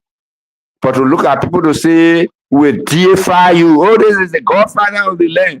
This one is the vice president of the country. We're not supposed to criticize him. This is the superintendent. No, because he has not helped us And so what we are doing tonight is to set the trajectory correctly for the young ones to learn from us. That when something is being done that is not going correctly, let us take remedial action instead of waiting for it to happen, or preventive action instead of waiting for it to happen. We will start doing remedial action. And that's exactly what we have exemplified over the years. We did not only go against those that wanted to rob our country of resources that could go for development. We didn't do it verbally. I had meeting with chief justices, associate justices. We had meeting behind the scene to ensure that some sanity is brought. And to the best of their ability, we didn't do anything until we are where we are. And so this is my style of the story. I fought hard to prevent what we are going through today. Nobody heeded. If you go to the court in Sanigole, our records are there. If you go to the Supreme Court, our case was properly filed, but it was never assigned. And because we were told to go back to status quo ante, we remained there until the tenure of most of the people were over. And so we should learn from it. The thing that happened to Nimba is damaging. Those that ate those money, that misuse those money, they should be here accountable to pay it so the Nimba people can use it. If the government does not do so, it will be doing harm to itself, both politically and socially. Politically, I will be happy that they can do damage to themselves so that we can change them in 2029. But socially, it is a time bomb.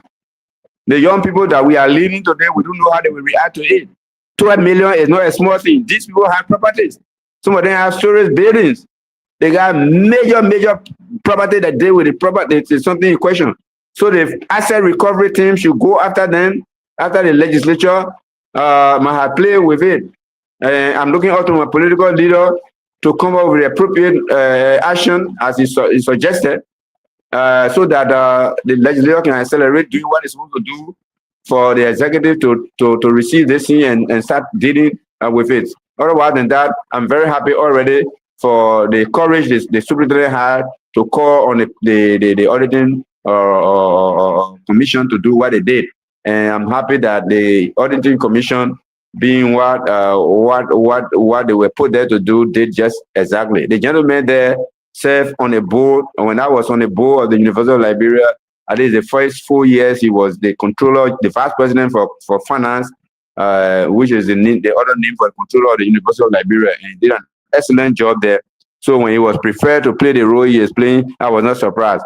And one of our Nimba brothers, Yankan, had been in that agency for so long. So it's a reservoir of technicians that are at that GAC, and we could not have expected anything less because they are professional people. They will do their job without any fear or favor. So I'm very happy about the opportunity you gave me to give my side of the story as far as the audit of the county money is concerned. Thank you very much and good night. Thank you so much for being on here tonight on Yonkwe. Thank you. Thank you. Well, that was the voice of former Representative Larry P. Yonkwe of Electoral District 8, Nema County, speaking to us here tonight on a couple of issues ranging from the GAC audit report on the past Nema County administration to the activities he's undertaking in his district, coupled with some national issues here too as well. The defeated Vice President UNINCO is here tonight. DK, you came late, so let's give you the opportunity at least to give us what's on your mind and then your assessment of the show and then your parting comment. Yeah, thank you, man. I have some critical things when we started. So my car is in the garage. I know that they defeat and doing all the one to me. So I have to use my woman car. Yeah, I have to use my woman car up and down. So we have to go pick up. Also, I was in the midst of doing all those things since this morning. Oh, everyone come back. Go ahead, Chief. He coming? Then I allow him to speak. No. He listening. They want to hear what you say about him. Oh, so yeah, that was my problem. You know, when the show started, you saw me in the background. I really decided to check on the mechanic, and the mechanic said we can't take the car now. Let's stay there for safety and everything. So I said, okay. So then got here myself, well, all over the place to go and get her mother for work. On this other issue, we the knowledge shared by former representative Yonkwe. For each time we listen to what is happening in the country, it just pings all of us.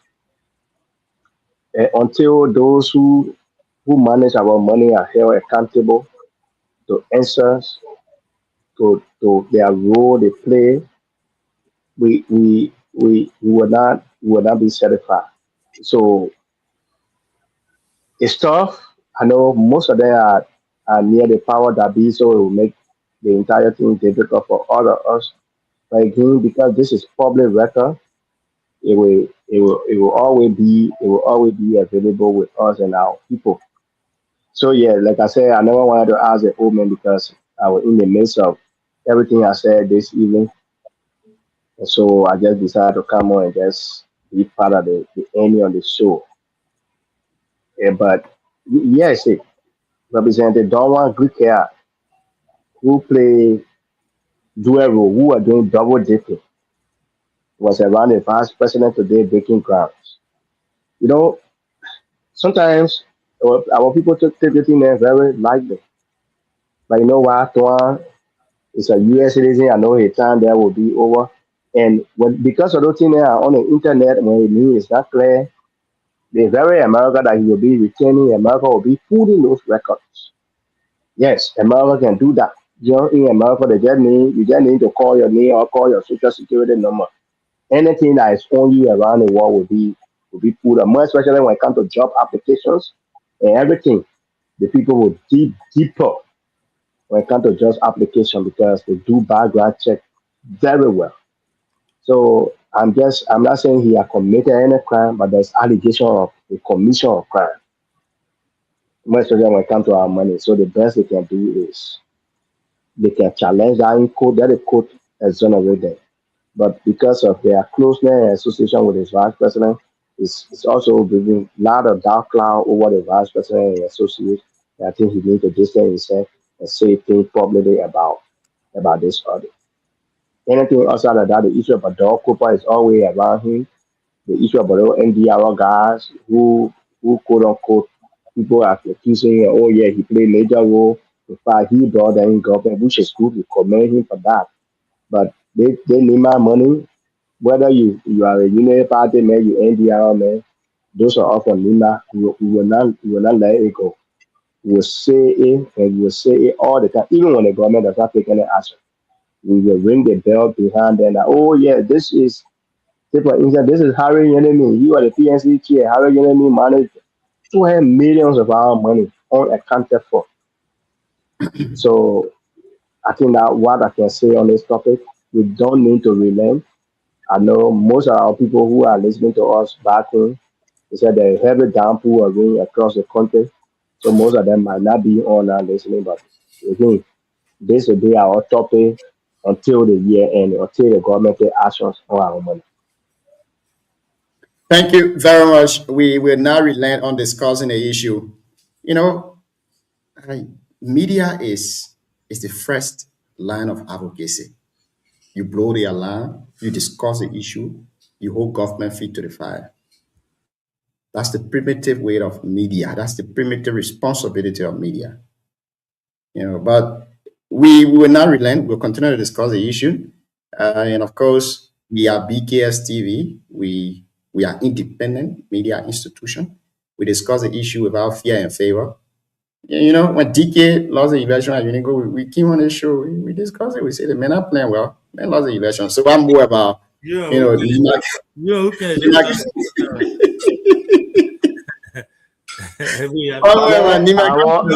institution, BKS went there, they were on publicity instead of campaigning.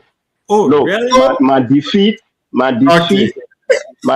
is heavily. I can accuse BKS TV of not doing the groundwork. BKS TV were on publicity. So John, I know I'm doing. I'm reviewing. I'm reviewing all the missteps. I mean, can I speak, please? Can I speak? I'm the one who lost the election. I'm the one who is disappointed. I'm the one who nursing his wound. You can't lie. So you can misrepresent. Yeah, the CEO or what they play. Oh, I'm the CEO. I'm the CEO. And so then the other management, the other guy who are managing the program was focused on giving all the life, giving all the activities, and there was no serious person on ground to do the campaign. I blame the institution, and we had to review internally. We had to review our internal operation system to at least revise so many things. That's my recommendation. A vote of no confidence will come from the board of directors to remove you from the platform. We have to fire. We have to do that, and the investigation is actually around the CEO. We have to review so many things. But you know, on a serious note, it has been a wonderful show. I'm glad Honorable Yonkwe came and made a lot of points. He helped us out because we've been talking this thing, and we need people who were there, who were the decision makers at that time to come and buttress our effort, and he did that really, really well. I still have questions about that $2 million being missing. That $2 million there, it makes no sense. I think if you go to a different county, you go to different people and you tell them, say, oh, is it Nima County people? Is it $2 million I got missing, or the $2 million I check just disappear and they can't find the money? The money is not in the bank account. And then you say the check got missing. But then you come to the Nima people and tell Nima people, Nima County people, and tell them, say, $2 million I got missing, the check got missing. The man say you give the check to the caucus and send that down, it got missing. That's an insult to the intelligence of the Nima people. You can't make that type of excuse and say $2 million. So I think they have to say more to it than just say $2 million I got missing. Yeah, that $2 million check that was stolen, eaten, and nothing, no one has account for it. It's in the audit report. That's very disgraceful.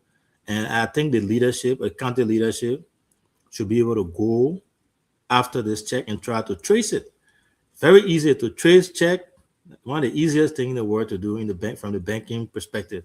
So unless they don't want to do it, unless the will is not there to go after that check, to go after the record, they will say yes. But then maybe they can continue to say it. But I don't know if Nima people will continue to buy that and say, oh, $2 million that check got missing.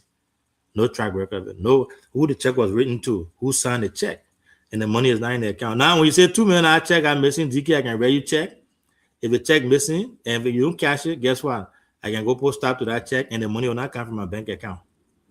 But the money is not in the bank account. It was taken from there. So who the check was made payable to? Who signed it? And what happened to the funds? So it's just sad, and I feel bad for our people, and I really hope that something should come from this. It should not be the same thing over and over again. But we'll be hosting Honorable Koga on Monday because he, like Honorable Yonkwe said, he and Honorable Prince Topa, the three of them were on a different side of this whole thing, and hopefully he will give us his perspective on that as well. And then tomorrow we'll be hosting Boris Balier from District Number 5. We'll be talking to him tomorrow, and then we'll have Honorable Senator Samuel Goldman Koga on Monday. So stay tuned. Hopefully you guys can tune in to hear from him, his perspective on this whole audit issue. So I would say, yeah, thank you so much to our follower, Gino. Thank you. It was a great show, and I really enjoy it. Always when the Omer comes, he teaches us and he shares wisdom. Thank you very much to the people of Nima County for always following the show. I want to say thank you to Voice of Tapita for also relaying the show here tonight, and our own Voice of BKS in Butu Town for also relaying the show here tonight. We've been live on YouTube and Facebook as our major online television platform. I want to say thank you to Fumat Ture, who was also watching us here, Aloysius Alexander Tente Jr., the Allen Zoe, Afonso Miaman Jackson, S.U. Peking, and the rest of the folks who are watching us tonight on the show. I want to say thank you for listening. And of course, that's how we come to an end of the Saturday, June 6th edition of the Heat Hour program here on BKS TV. We'll catch you tomorrow for another brand new edition of the show. I've been Junior Payne, your host, alongside the CEO himself, Arvin Seka and DK Way. Yeah, I begin Erin and call me BKS. So I will never say BKS. Erin and call me BKS. I don't need a mega for me. So that's it. It's been a wonderful show here. We'll catch you guys tomorrow. Take care.